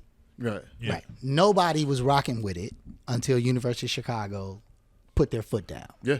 In the early, I think it was 30s or 40s, they were already here. yeah. And what they started doing this behavioral sciences thing. They became a space that was saying, hey, we think that the way people connect affects the way they think.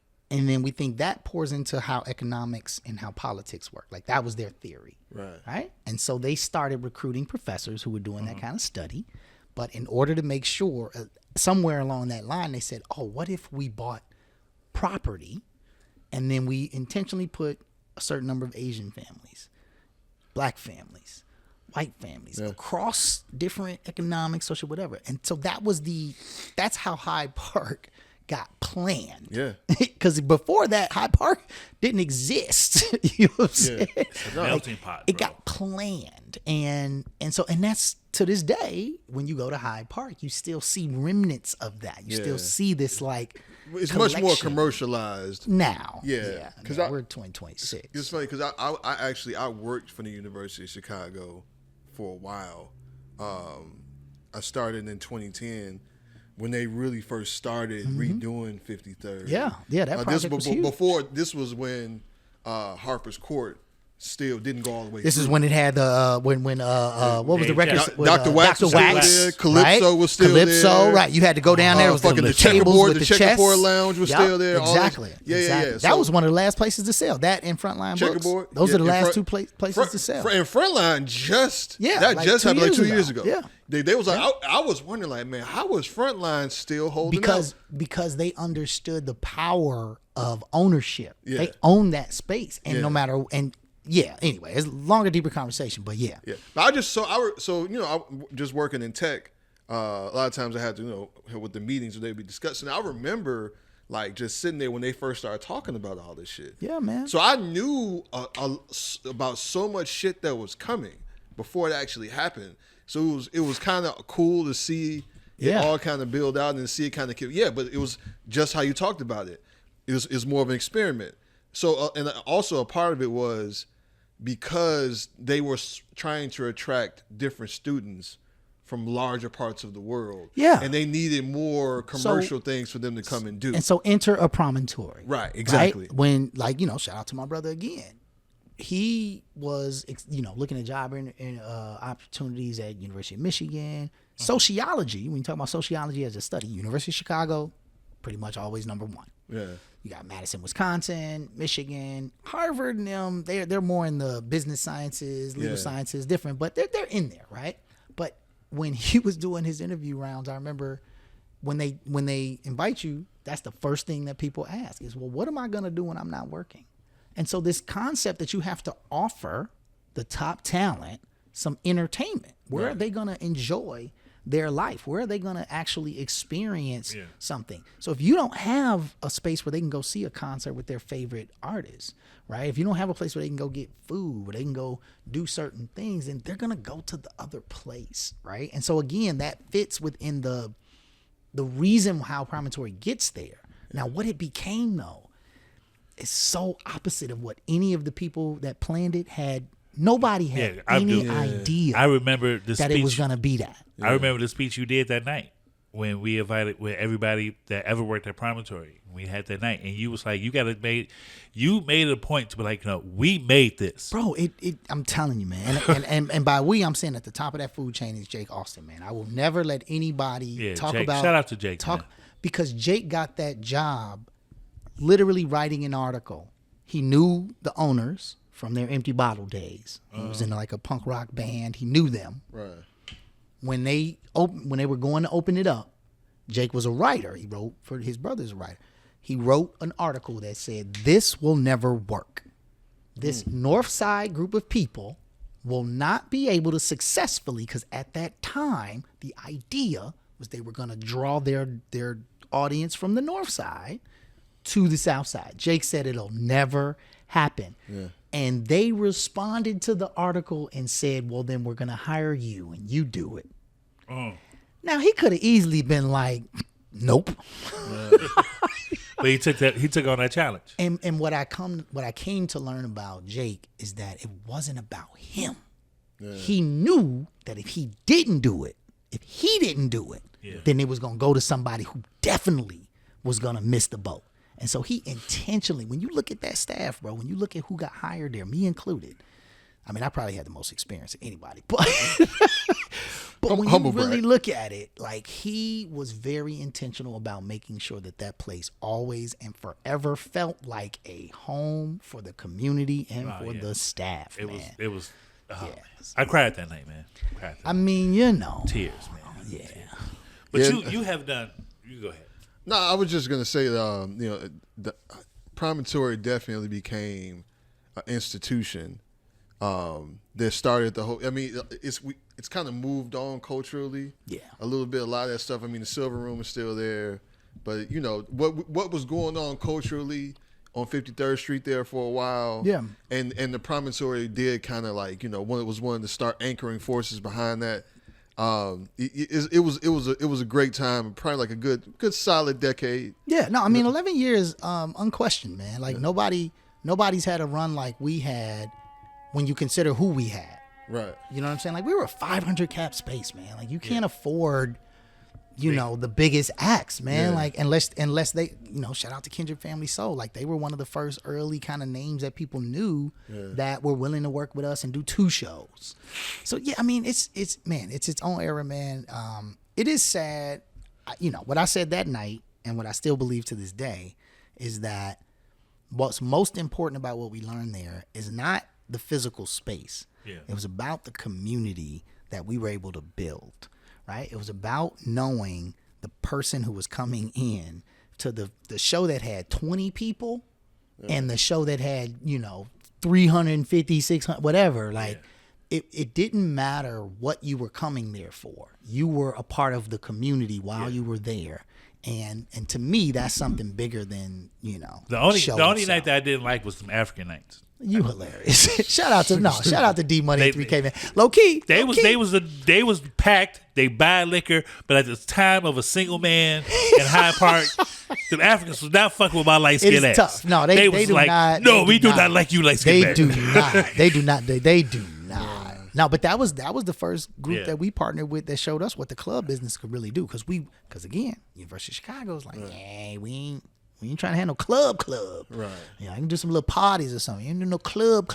Right. But man, that first night we did like 11,000 at the bar. We was like, yo, like, this is a financial model for how to exist. But that's where you took off. And again, going back to Joe Russo, that's the line that you start to have to manage. So when you say the writing started to look on the wall, it's because I wasn't there anymore, but I think what began to happen is that there became that conversation, that we have started to rely on the line that the bar makes, and without the restaurant, we are now stuck on this margin alone. Right. And so we don't have the capacity. If we booked a Kendrick Family Soul, we knew the restaurant was going to be packed for reservations for 2 straight days. Right. Yeah. Right? So even if we're not going to make that money back on the ticket sales, we know for sure that the restaurant is going to be able to make that up, right? And so when you talk about the music business, that's what it looks like. Yeah, so one-stop shop. It looks like where am I going to take my L's, Right. and then where am I going to get my wins? Yeah, when the restaurant left, I was like, okay, this is something going. Because when you do concerts, you go out to dinner, and then you can be like, oh, I can go upstairs. In Chicago, because I ain't parking twice. You feel me? Right. Like once I pull up, it's gonna be Chipotle. It's gonna be whatever is So next whatever's door. right here, Because yeah. I'm Just not walking parking twice, distance. especially when it's cold outside. Right, exactly. Yeah. Man, so you have done so much after Promontory, even during Promontory. You and Amaz started a podcast, Corner Convo. Shout out to Corner Convo. Shout out to the Yeah. brothers out there during the pandemic. And you went into teaching. You went into creating this space for marketing and for entertainment, such as like other podcasts and artists, whatever. Can you speak a little bit about that? Yeah, man. I mean, at the end of the day, brother, it's always been both, right? I came from a family of educators and entertainers. My mother is a jazz singer. My dad professionally was a playwright, but then a professor of theater at Chicago State. Okay. And so when me and my siblings were coming up, man, you know, we didn't have babysitters, right? Like some people have probably heard me say this 6 million times, but it's the truth. We didn't have babysitters. We went to rehearsal. You know what I'm saying? If Pops and Mom had a show or whatever, like we didn't. That was it. You come into rehearsal. Yeah. And so we ran around at ETA on 74th in South Chicago, right? We ran around in that theater when what you see now when you go there where the seats are and all that and stuff, that used to be a trucking dock. And they used to do the shows on the top level. Like if you ever backed a truck up to a dock, you got that little cement slab, right? They used to do the shows there, bro. And we just folding chairs. So we used to run around there as kids. So I grew up watching my dad, my mom do sound checks, do rehearsals, talk about the different things. And then, I worked with my dad as a stage manager when I was at Chicago State, right? And so I've always been in the entertainment business. Yeah. But then professionally, I became a teacher out of college. That was my first kind of like full-time job, right? So yeah, man, my dream was always this idea that when I first started teaching, I was talking to shorties. It's funny, I ran into one last weekend. I was talking to shorties, and it's like, no matter what I'm saying, if Lil Wayne ain't saying it, they not honoring it. Right. If Gucci ain't saying it, they not honoring it, right? So the first summer I had worked at Summerfest and was able to like get photos or whatever, I showed my first class the next year, like who was Mr. Adadapo. I showed them like pictures of me and the Roots, and they was like, "Who's the Roots?" Right. Who the fuck is that? Then I'm like, "Damn, I'm still not connected, right?" Right. And then we had the great opportunity. There was one year, I forget the artist who canceled, but not Smino. What was this other young guy's name? Oh man, I forget his name. Anyway, this was not a Chicago guy. Anyway, it was a person who was like a one-hit wonder, but had filled in for somebody. Right. And so I, had worked that deal out or whatever. And so I had the picture. And so when I showed my students, they were like, oh. And for like a week, no matter what I said, it was gold. Right. Yo, he knows this guy. I don't know this guy. I took a photo with this guy, but I learned like, okay, I need to be able to leverage that. I need to be able to leverage the fact that And honestly, when you talk to a lot of these artists, shout out to Machede and Rell, she was one of the ones, when you book her, she insists that you invite students to come to sound check. Like she insists that you bring them in to see it so she can talk to them about it without the whole backstage, blah, blah, blah, right? So I recognize that like entertainment people high up, they want to do stuff for the community. They don't have time. And they don't, and they always don't know how either. Yeah. Talking to the kids, this by now, telling a kid what you did ain't really it. Nah. Like you telling me I did this, they're like, yeah. So what? I showed my son pictures with me and Nicki Minaj, Drake, everybody. So what? He like, I mean. Yeah, that's great, man. Like, congratulations, brother. Like, that's not so for me, it's always been about two things. When I was a teacher, I recognized I got the most out of my students when I was entertaining in some capacity, right? You listen to somebody say, "Who's your favorite teacher?" The first thing I always say is, "She made it fun." Right. They don't ever say she was on my ass, like she made it hard. Right. She, even though as adults we learned that, but it was she made it fun, which is entertainment. Something that teacher was doing was entertaining enough to keep me engaged, right? And the flip side is for entertainment, people want to be valued for what they do, right? Even Glorilla, I'm not a big fan of Glorilla, right? But when you really listen to what she's talking about in her interviews, she's talking about being valued for where she came from. Yeah. Like, I came from here, and this is where I'm at, right? And so that's always been a part of my focus, right? Is how do I leverage my work in entertainment, my understanding of entertainment, and my understanding of how young people learn. And so what I'm doing now with Collective Genius LLC is that, man. Any opportunity I see that I can connect it to. Right now, man, this is really wild time. I work at an organization now. We focus on Chicago School Board. Right. Do you know right now who's your Chicago School Board district? No idea. Exactly. Nah, I don't actually. Okay. I know somebody. The only person I know that's on the board. I know Marquin McDonald. Nope, he's not on the Chicago School Board. He's Marquin not? McDonald is a second district commissioner of security and safety. I love Marquin. It's my brother. I thought he was on the school. Definitely board. not. But here's my favorite part about this. Right? Don't feel bad. Right. You are amongst the other 82% or 87% of Chicagoans who have no idea, right? And again, historically, the mayor of Chicago used to appoint the school board, and it was only 7 people. Right. And so the reason why nobody in Chicago talks about it is because it didn't matter. If the mayor, whoever it was, appointed 7, they're going to appoint the 7 people that's going to agree with them. Right. But what people don't understand is that the Chicago Public Schools is a $10 billion with a B, $10 billion organization. Right. If you put that against any other company, it's a Fortune 100 company. And you have people who are now being elected. These are now fully elected seats, which means you and me, we could go right now. They're actually accepting ballot. We could go right now, start collecting signatures, and we could win and be the representative from our district to run Chicago School Boards or Chicago Public Schools $10 billion budget, right? Rhymefest, Dr. Chase Smith I saw it. is on the school board. I did know that. Right? I did know that. Yeah. That brother is somebody I met in entertainment. Right. Right? DJing for Q Billa, doing shows, Right. whatever, right? Learning all that, right? So what I'm trying to say is that, like, where we are now, or where I am now, is what are those spaces where me, can get y'all and your next door neighbors and everybody here to understand that if we want to change anything in the city, we got to change it through the school system. Right. If you poison the water, everybody gonna be stuck, right?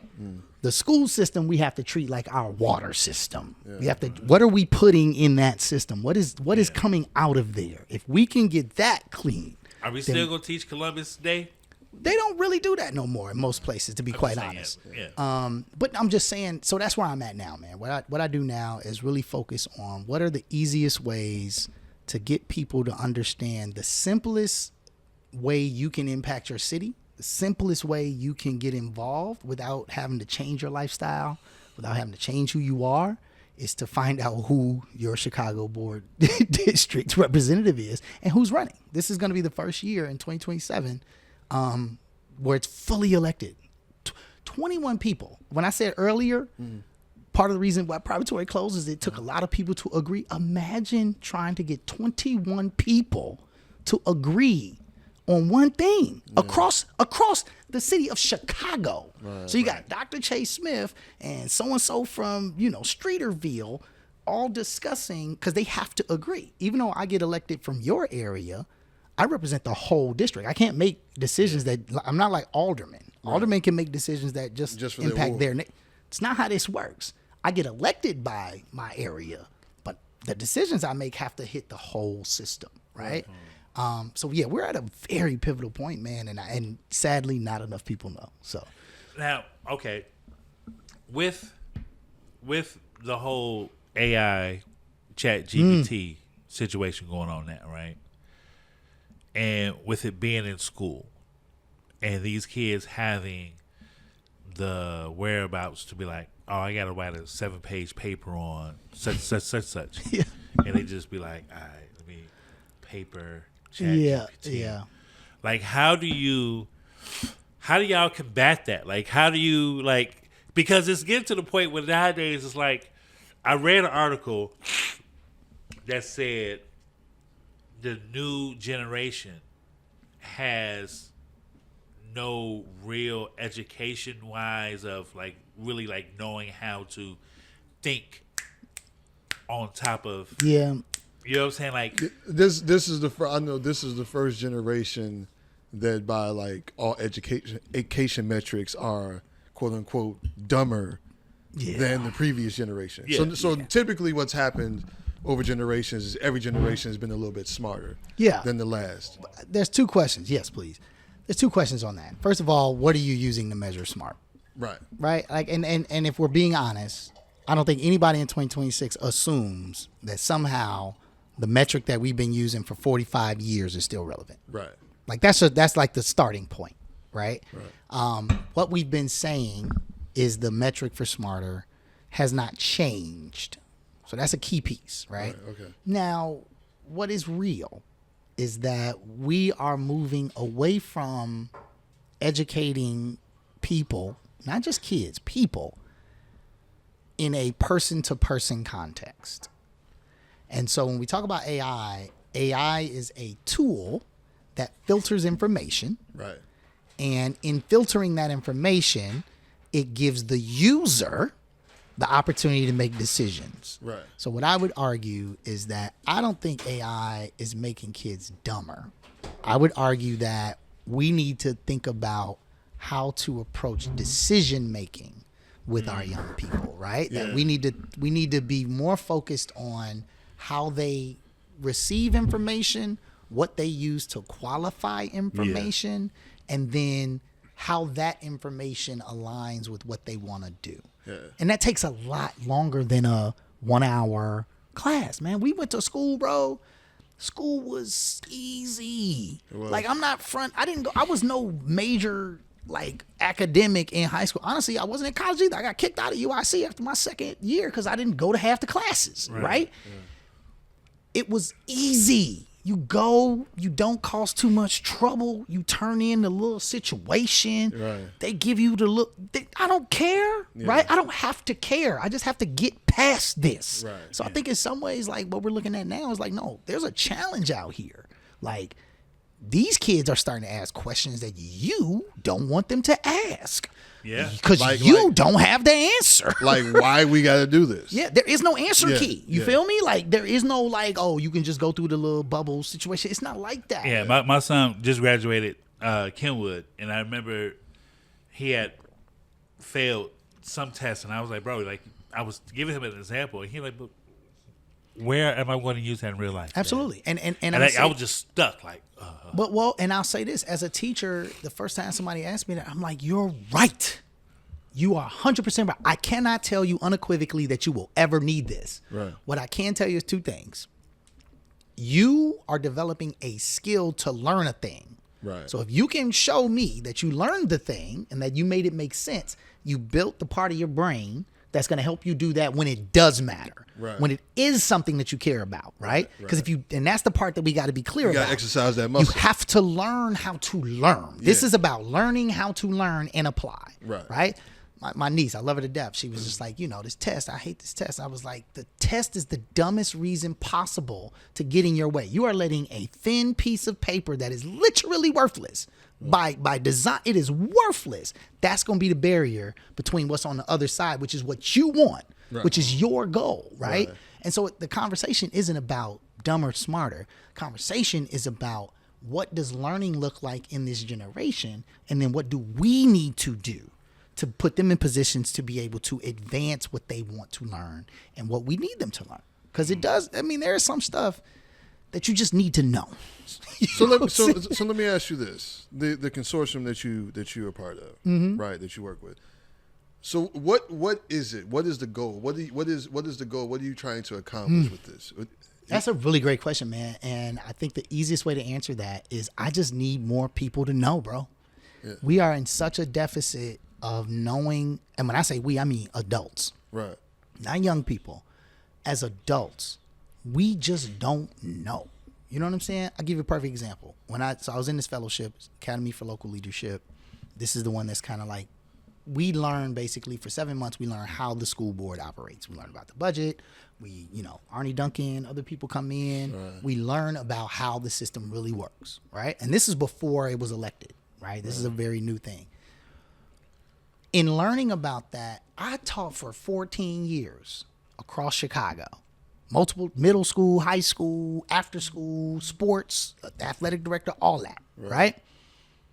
Not one time did I have a training on the Chicago school board. Now, let's take that out of context. Let's say we all work at Apple, right? You're the CEO of technology. You're the CFO of finance, right? I'm the COO. And we never got any information on who our board is. Right. The people that make all the concrete decisions about how this organization functions, what our values are, what our direction is. We never get introduced to them. That's every single teacher in the system right now. There are no professional developments for teachers on what the board does. Think about that, right? So if the teachers have no idea, not because they don't want to, because it's not given to them. Principals are held to a certain standard by their district representatives, but even principals don't really get a training on the board. Right. They get to engage with the board when they have to, when they're trying to close the school or when the budget's getting challenged, right? So I'm just saying that my job right now, bro, is just I need more people to know that, like, you know, shout out to the Harold Washingtons, right? But it's like he ran for mayor of the city at a time when he had the control. When he won, he had all the levers because Chicago was built like that. Yeah. It was built from one seat. I can control all the labor. I can control all the grants, all the finance, whatever. Yeah. It ain't built like that no more. Yeah. And in order for us to be able to kind of make sure that we have the impact that we want to see in our communities, no matter what community you in the city, we have to start looking at education. Education is the only pathway to guarantee that your kids are going to have an opportunity to see what their choices are. Yeah. How do you feel about the current mayor now, Brandon? Oh, I don't know, man. It's the hardest job on the planet, bro. Yeah. Like he's 2 years in. But he comes from education. And again, man, like we're talking about how difficult it is to do anything. And people talk about Brandon Johnson like he's Harold, right? Like he just got some kind of magic wand and he could just make shit happen. That's just not how it works. Hey, the Bears are gonna stay here. And a lot of the things that people really get on him about, he inherited. Like that migrant problem, he inherited that. Chicago was run by a father and a son for decades. For 60 years. Yeah.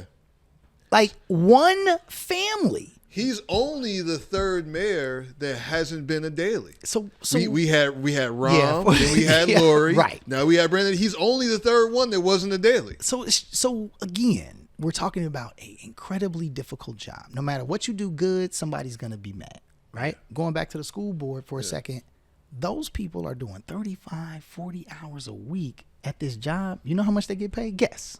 What is a Chicago school board man managing a $10 billion budget? How much do they get paid? 80,000. 80,000. I would say probably not that much. I'll say 50, 60 maybe. $0. This is a completely volunteer role. Think about that. You today, if you were going to be a Chicago school board member, you would have to go agree to do that job for 40 hours a week, dealing with no matter what you say, people going to hate you. People going to be on your back. You can't go to the grocery store without your next door neighbor being like, well, my baby want different lunch, right? For $0, right? So when I think about Brandon, it's the same. We're talking about somebody who stepped up to do a job that is thankless no matter what you do. Somebody's going to hate you. Somebody's going to be mad at you. Yeah. I would say I do think that Brandon came in a tough situation. Very tough situation. He had a really, really tough situation. Yeah. But I also think that Brandon, to my knowledge, was not a politician in the Chicago political kind of fashion. Part. And he's learning a lot on the job, but you can see that. And it's very clear, right? Because the machine started activating immediately. So I don't have any disparaging things to say about the brother. I always tell people, like, he took over the #1 city in the world as far as tourism. You know what I'm saying? As far as a lot of things.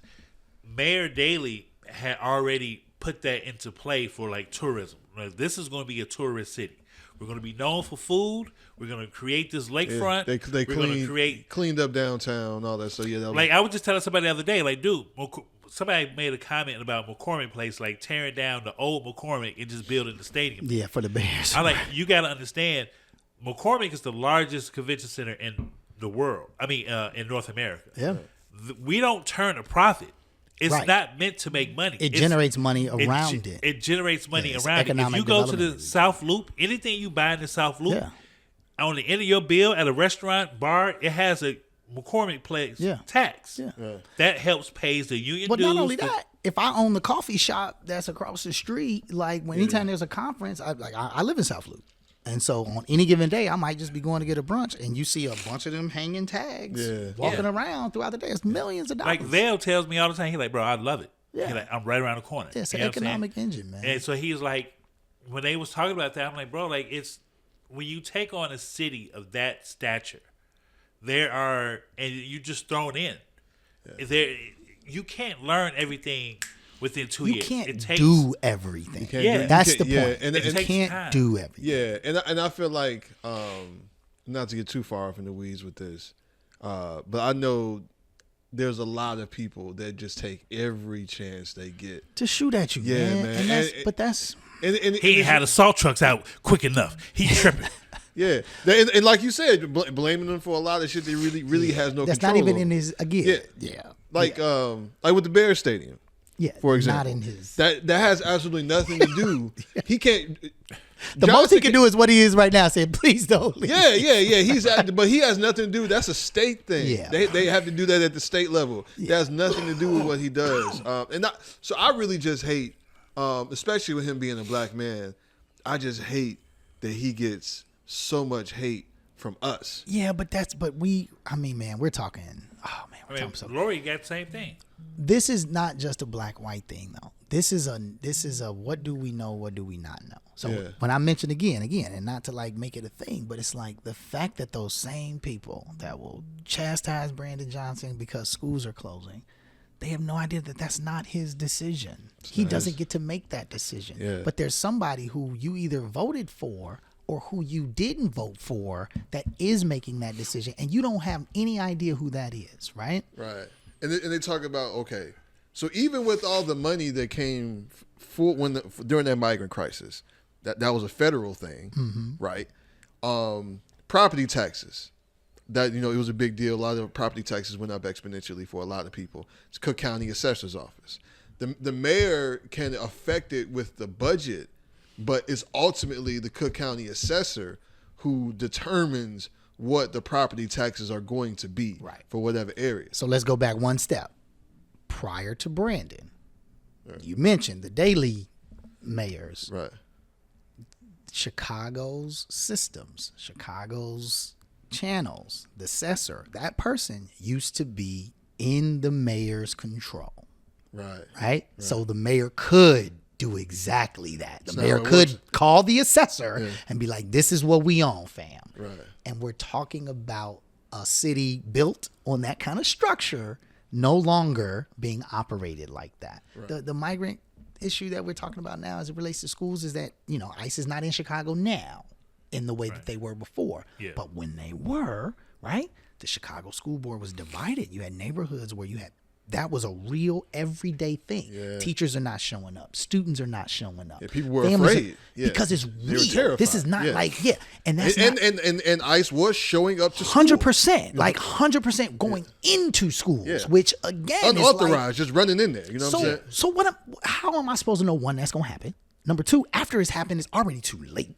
So at the school board, you're having people say, listen, I know we got to have this other conversation about the budget for the facilities, and I know we got this charter school thing happening over here, but there's kids being taken from schools in my district, right? So it's just, I don't know, man. I think that anybody who complains about politicians, unless it's a certain one who I do believe is very obviously taking advantage of all of the opportunities to 1 trillion% benefit, like, other than that one, man, it's not too many. I'm going to just overtly be like, that guy's terrible or that lady's terrible. Because most of them, to do the job, bro, to show up to do the job at all, you have to be willing to take on what most of us ain't even trying to think about. Gee, that Mohawk, when he retires, that Mohawk going to be great. He already got a lot more gray hair down here. I want to because this is crazy having this conversation, right? Because I remember shout out to Reverend Meeks, who was for a while was a state senator. So I know we was talking about Jesse Jackson earlier. You know, they do that broadcast every Saturday. No, I'm not familiar. Yeah, so they were broadcasting on cable access. They would do because every Saturday they would have a meeting, like a little Jesse, and they would have like a community. They would do it was almost like a church service kind of. Yeah, I feel you. But it was more like a community meeting. Sure. Like so Reverend Jackson, they would speak on whatever issues, whatever. Right. But yeah, every Saturday they had a telecast. And I was on the audio side.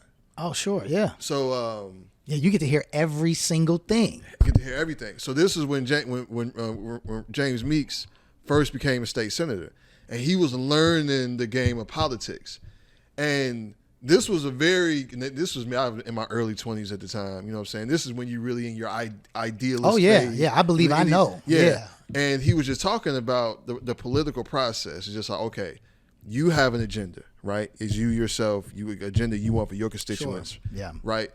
Somebody else has an agenda for their constituents, for themselves or whatever, right? And these two agendas may be conflicting, right? But when you work in a governing body, as you talked about, you need to get all these people to agree. Absolutely, man. With when you talk about governing bodies like Senate, state Senate, and all that stuff, you need a certain percentage. Yeah. You don't need everybody. Yeah. But you need the majority. And that comes at a price. So that's what he was talking about. He was talking about that price is I could be completely against what this person is trying to push. This bill, this whatever. But in order, I need his vote. Absolutely, man. So you know what I'm saying. So I'm gonna have to vote for him because I'm gonna need his vote later on when this comes up. Yep. Right. So as a politician, you can never be. You're never right, man.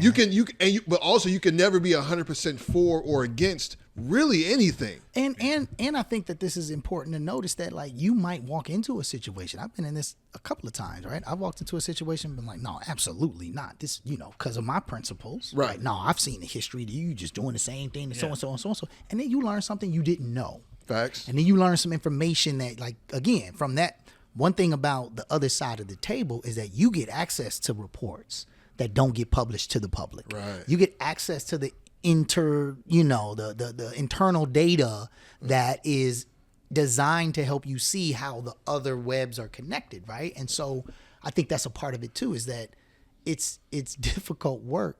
Funny enough, when you were describing that, first thing came to mind was Distinguished Gentleman by Eddie Murphy.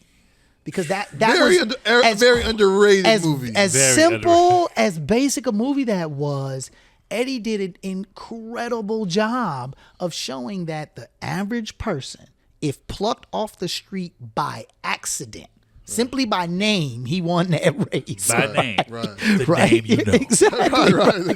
And so and you look at Richard Pryor in Brewster's Millions, where he runs a whole campaign and says, "Don't vote for me," and he gets so popular that they vote for him, right? Yeah. So my point is that these are as much as these are like entertainment kind of stories or whatever, they're based in the reality that these are the conundrums of what it is to operate. It's very wild politics. because when I was over the summer at Mccormick, we had this big union dinner event, which is Chicago. So like it's Union City, like we're out on the lakefront in the old McCormick outside, and matter of fact, I think Dwayne Powell was actually DJing because they brought in wine tasters, and it was like he was playing wine that went with the drinks, or whatever, like this. But this is all union.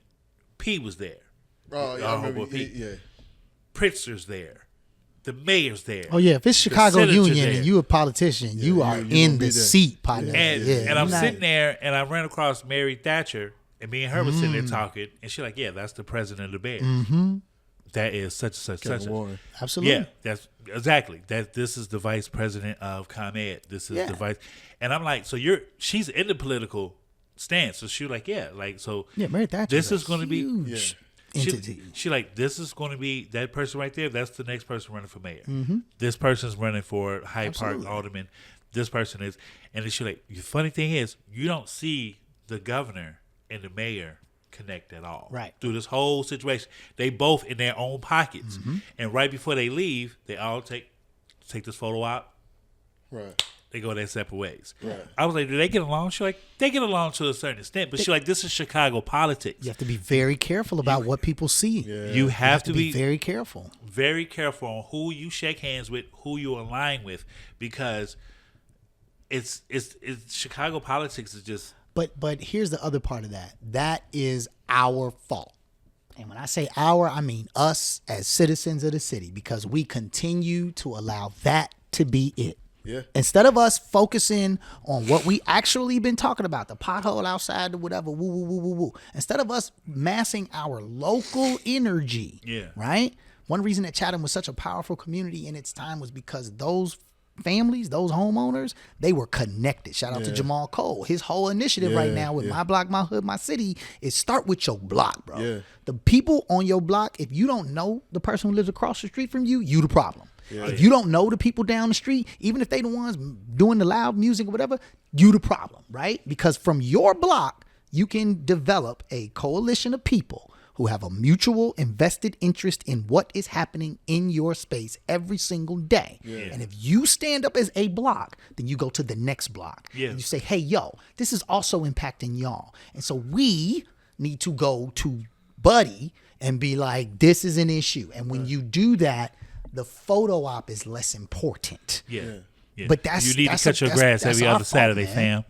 That's your our grass fault, is bro. looking crazy.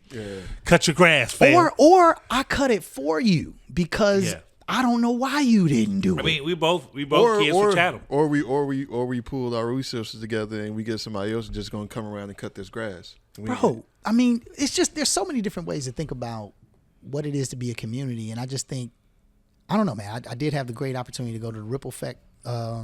Yesterday's Ripple Effect tour is a tour of 5 nonprofit leaders.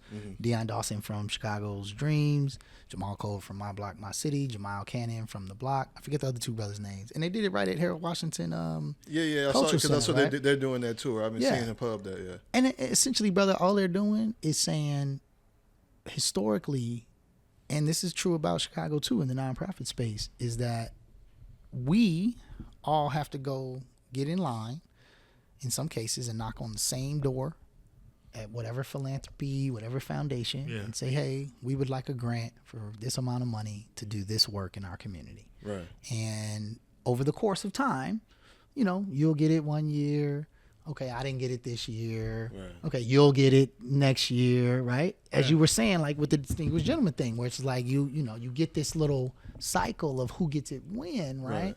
And what they're saying is like, or we can start to do what we have done historically as a group, as a community, and we can just invest in each other. And we can just make sure that that's our focus. And we can ignore a lot of that chatter about, well, Brandon didn't do this and Brandon didn't do that. Well, whatever. It's funny because some years ago, remember the Bronzeville Children's Museum that was on Stony? No. Yeah, it was crazy. It was Stony? It was a Bronzeville Children's Museum. I was gonna say, right, because Stony ain't even in Stony. Brownsville. It was like right past 71st Street, right? No. Right it was side? further down. It was like off 87. Oh so. yeah. I'm not familiar with that. So I don't think it's still there, but. Because I always wonder, because I used to go by there all the time. I mean, drive past it. Why the fuck is there a Bronzeville Children's Museum on fucking Stony Island? It was right around where Kenwood used to be, right? Interesting. So some years ago, this was my kid, man. She had to be maybe 3 or 4 years old. It was the summertime. We were looking for something to do. And I was like, you know what? We're going to go to the Bronzeville Children's Museum. And all it was the history of Bronzeville. You know, this is where during the Great Migration, this is where most of us came and took our residence. And the thing was just what you were just talking about. Because, like, okay, if somebody, let's just say we all live in a neighborhood, right? And you were young and you had dreams of becoming a lawyer, right? If we knew that you were smart enough to really do that shit, then the community is going to come together to send you to law school. And then when you become a lawyer, you come back to the community, and now you're our lawyer. Absolutely. You know what I'm saying? You'd be saying this. Absolutely. And it's funny that this, because with the recent passing of Jesse Jackson, and for some reason people have just, they've really been going around. It's been this weird thing going on where they talking about like really trying to shit on Dr. King's legacy. I think this comes from the, like, again, we got to be honest about where we are, man. We are in 2026, bro. Yeah. When we learned about Jesse Jackson, when we learned about Dr. King, when we learned about Malcolm X, it was the 90s. Right. The amount of information that we had actual access to was a fraction It's different now of what they have. So that's one. So, yeah. Go ahead. No. So while there may be some truth, Sure, yeah. to some of this shit, you can't really just completely tear it down. Yeah, but that's not accidental, bro. Like, you know, one of the reasons I brought books, you know, I worked at It Takes a Village Family of Schools around the corner, right? They bought the Old Hills Franciscan campus. Right. And right when I started that job is when, you know, Buddy took over, and all of a sudden, immediately there was book bans everywhere, right? It was like, and all the book ban lists, you know, again, what people don't understand about book bans, you don't just go up there and be like, this book is banned. Now, a parent has to say, we want to challenge this book. That goes to that school. That school then has to bring in other people. They have to either agree to challenge that. After it gets agreed to be challenged, then it goes on a list for what they call, I forget the word is, but there's like a process to banning books, right? But overall, all we ever hear is, oh, they banned that book, right? My point is, when I started there, the conversation about text for students, my own students, they were saying the same thing. Adadapo, we can't read that book no more. And I'm like, yo, this is the book that tells the truth about how Fred Hampton from Chicago was assassinated. What you mean you can't read that? Right? And so to your point, it's like, you know, the truth part is we have to be able to counter it, is what I'm saying. We have to be able to say, I don't know Jesse like that. Right. I wasn't with Jesse when whatever you said was happening with him was. I wasn't with Mark. I don't know them, and no different. Just because they're figures of celebrities, I'm not gonna speak on them like I would speak any differently on you. Somebody's like, "Oh man, I saw Larnell was over XYZ." That's crazy. I didn't see Larnell over there. So what am I doing speaking on something I don't know about? So you know, it's crazy. I was watching like once a year. I watch Malcolm X. Just like a speech? The Spike Lee. No, the actual movie. The I movie. think I heard you say this on the other show. Yeah. That's one of my favorite movies. It's still one of the greatest tragedies in American cinema is that Denzel Washington wasn't nominated for an Oscar. Yeah. I mean, he really, like, he became Malcolm. Actually, it was Jamal Cole. He said this last night. He said he watched it so much that he thought Denzel was Malcolm X. Exactly. Exactly. So, but I it's like when you talk about new information, I caught something that I had never really listened to before that they said. It was towards the end of the movie when you had the people that was allegedly the CIA monitoring Malcolm's phone calls. And there was two guys, and he said, compared to Martin, this dude's a monk. You know what I'm saying? And so it is, you know, there's a lot more information about stuff like that we have now. What's dangerous to the system is not necessarily dangerous to you, the individual. Right. And we're talking about a time where what was most dangerous for the United States of America was any version of black people believing in black people. Any version of it. Right. I don't care if it's aggressive Black Panther style. I don't care if it's, you know, we marching together in unison style. Whatever belief in black people is at that particular time in history was a standard FBI directive. This is dangerous for America. But that's because they had the capacity to make that decision. And I think, you know, we're not that far from it, man. What's crazy is it's 2026, and we just right back there. We have a celebrity as a president. Qualifications don't matter, man. What matters is who voted. Yeah, I say this all the time. Now, we live in a period of time where truth is subjective. Beyond subjective. It's even, I mean, is there truth, man? So that's what I'm saying. There really is no universal truth for people anymore. Man, no. And it really is a scary time when you think about it in that context. Dude, I have seen more TikTok videos of people building bunkers than I've ever seen before. Well, that's about. But that's. I mean, listen, I'm not against the bunker builders. Let me say that out loud. Right. I do think that something we have gotten in our lifetime is super comfortable. You know what? To pose a question, one of our chattel friends, Chris Benford, he put up a question. He was like, "If everything went to shits, Yeah, man. what is the one skill that you have that will help you survive?" This literally just happened. Month ago, a winter storm flew through the United States of America south. Mm-hmm. At the time, myself, my siblings, we were going to Nashville with our mom. Okay. When we arrived in Nashville, there were trees that had a thick inch of ice literally wrapped around every single branch. So look at a tree with no leaves and then add an outline of ice. Yeah. Those trees aren't built for that. Right. The trees that were still standing had the ice, but across the rest of the city were trees that had fallen across the roads. Right. There's no way to go past this. Driving, a tree would just fall.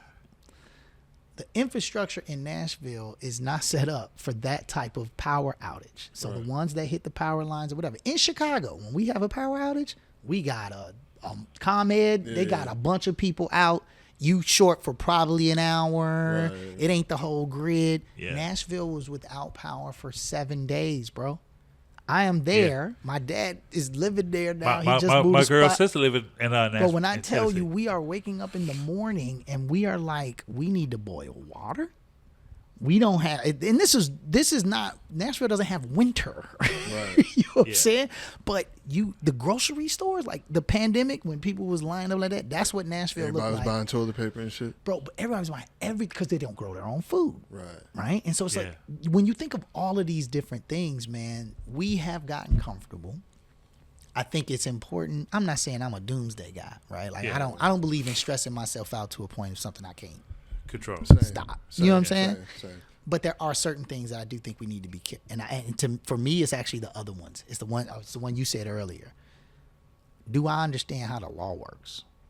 When I hear, they banning books, am I just being like, oh, I can't read that book? No. Or am I actually going to read? What does that mean? Oh, that means they can't use this book in the curriculum at the high school. Exactly. But that doesn't mean you can't actually go get the fucking book. Yeah, exactly. Yeah. Right? It's not Fahrenheit 9 where they really burning all these fucking books. Right. They just can't. It's not. You can't use federal dollars. And if you're getting federal funding, that book can be a part of your curriculum. And so that's all I'm saying is like I believe that those are the skills that we got to be careful we don't lose those. Yeah. We got to make sure that, like, again, if kids want to tell me, hey, school is boring, I think sitting anywhere for 8 hours a day is boring. Absolutely. You know what I'm saying? Yeah, absolutely. I'm not mad at that, right? I understand that. Yeah. But at the end of the day, I do want to make sure that you have certain skills that you're just going to need to figure things out when time comes. Yeah. No, it's because, I have a teenager. My kid is 17 years old. She's in high school. And she talks about some of her friends, and she has a pretty good circle. She's an artist. She's really into theater, film, all that stuff. But it was one thing about when she was a kid, I never really let her play with tablets. I didn't give her a phone. Yeah. You know what I'm saying? Like, we actually used to sit around and so now she's a reader, right? And she actually, she doesn't go for the Kindle. She doesn't do all of the other shit. Like, she wants to read the book. Yeah. You know what I'm saying? And I see that she still has an attention span. You know what I'm saying? It's patience, funny. Man. Yeah. It's funny because she will be sitting around eating or something, and she'll be the one telling me to put my phone down. Yeah. You know what I'm saying? Yeah, man. And so I feel like that's not necessarily the case in terms of attention spans and like the processing of information that a lot of us have. But man, I'm gonna flip the script, man. I know a 9-year-old. This kid can take a tablet, and in my mind, when I'm sitting, and probably most adults, if there's a kid over there, 10 years old, and they've been sitting over there for 2 hours on the tablet, in my mind, I'm like, you just draining your brain, Right. because I haven't actually looked at what you're doing on the tablet. Right. I sat by this kid and just kind of, further her down the couch to be able to kind of see without being all intrusive, right? So that they start changing what, right? I want to see what you're really looking at. Right. And this kid is learning things that I couldn't begin to describe. And so that same kid, right? I'm just watching him go from, this reel to that reel and this reel to that reel. He's learning things about how, like this, right? He's learning how ants colonize to do with things that all of this random information that I don't personally care about, right? Yeah. I don't know why you do, but whatever. Right. And then we'll be sitting at lunch or something, and that kid will just shoot out because when they make these types of leaves in this climate, XYZ, and I'm just like, first of all, as an adult, I'm like, we hear that from a kid, we're like, man, what are you talking about? Yeah. Right? Like, what does that mean? Who cares? Like, what is that, right? But when you connect the dots to the fact that this kid is spending hours learning information for whatever reason, because it's interesting to him, because it came up, whatever, right? The flip side of that, of course, the danger is that there's other information that they also learn. Yeah. And so I don't know how to tell people, I don't believe in policing your kids. I had HBO when I was 12. We all was watching Real Sex was coming on. Yeah, no, Taxi Cab Confessions. Because it was not like see, my kid, she's had a phone for a long time. Sure. It's not like I never let her. I just didn't want her to be completely reliant upon technology. You gotta be. It's a tool. Because here's the truth. If, to your earlier point about the apocalypse, if in fact the electric grid that we all depend on, all these lights, all these microphones, all of this, right? If this is done, which it can be, because for 7 days in Nashville, it was a no-go. Right. Like, we had a whole generator that was plugged up to the refrigerator, that was plugged up to all the appliances. You feel me? Like, that's a real thing that could happen today, right? The question is, then what? And so if you haven't developed some understanding of how to read a text, grow a plant, filter your own water, whatever. If you haven't done those things, then you are at the complete, you are a victim at this place. So I think it's just important. I mean, we came up at a different time. Oh man, very different. This has been great, man. Yeah, I knew we could go long. Yeah. We're like 2 hours and 30 minutes. I'm about to say, I know we've been at it for a minute. My lady was like, "Y'all done yet?" What's super funny is I came here like I'm doing 1 hour. I saw that other show. I was like, I ain't doing no 2.5 hours. I don't know. Sometimes it's just the conversation flows. No, I appreciate y'all, man. I haven't been in this space in a minute, man. I haven't done the podcast thing in a while. I've been intentionally kind of doing that, man. Kind of stepping outside and just trying to figure out, what I think is important, man. And one of the main reasons I did agree to do this, first of all, I had agreed a while ago. Yeah. We were supposed to do this back in like May of last year or something crazy like that. Yeah. Family stuff happened. So I wanted to make sure, one, I honored that commitment. But I also just think, man, it's time and it's really important.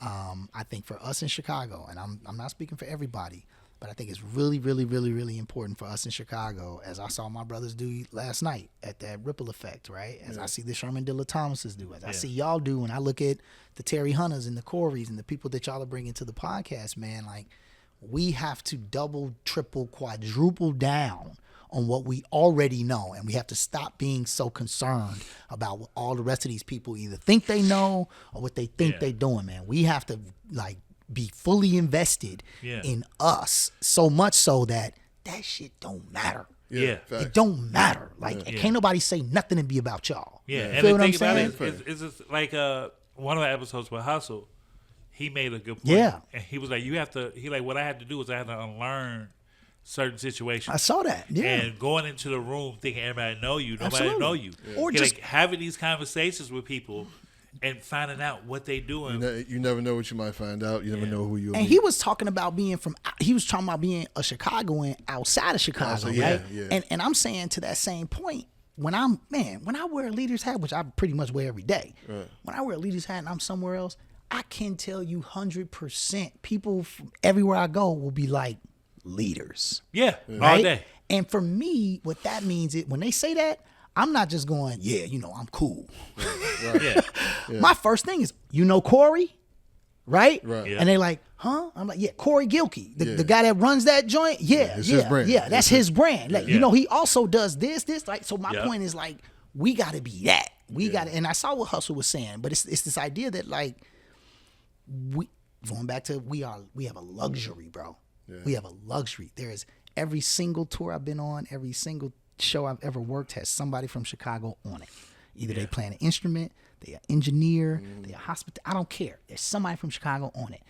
Every political anything you've seen happen in the world, somebody in Chicago on it. We have a luxury to be from this city, and we have a luxury of our own networks, and we just need to be more intentionally designed to keep them strong. Yeah. Yes, sir. Yes, sir. Absolutely. Hey, man.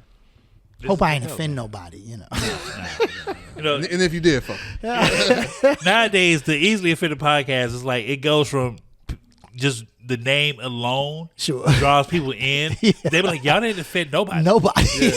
I'm like, wait, Yeah. it brought you in to watch us. Yeah, That's nah, it. Because, No, I appreciate y'all having me, man. I come back. We can talk deeper, man. It's a lot of things I going got on, man. before you. I got a gift for you too. We talked about it snap. a while ago. I just thought about it when you had gave me this book. I'm like, I got something for you. Okay, all right, cool. Man, what you got coming up next, man? Oh man, I ain't got nothing coming up. The events thing right now is on pause, man. Okay. I'm not for any other reason, quite honestly, than anything I do from now on. If you see my name, if you see McKinney, you see DJ Machede, you see Collective Genius on it, it has a specific goal, and it is exactly that: to bring people in the same room who I think can make incredible impact simply by knowing each other. Yeah, because you share a lot of Simply content with by- me. I'd be looking like, damn, I didn't know about this. Man, bro, if when it comes down to it, I mean, you think about stuff like this when you lose somebody like Jesse. Right? You think about like, what's your legacy? What people gonna say about you? I've made it a point to kind of be somebody that I don't want you to really be focused on what I'm doing.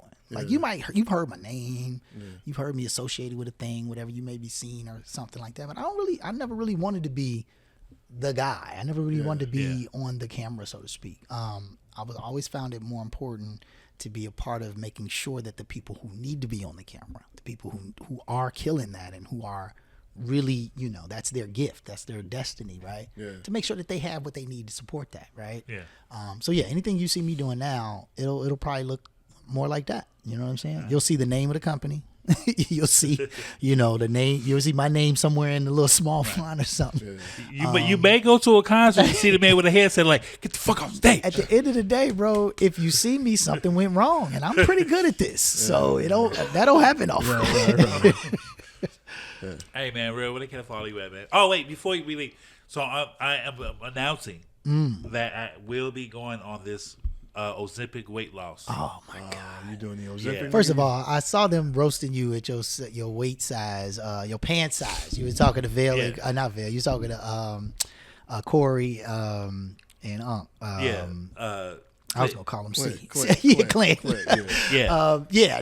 about you went from a 34. First of all, I've never passed a 32, and maybe the hardest personal moment I've ever had as a grown man was not too long ago. This is on record, Corner Convo.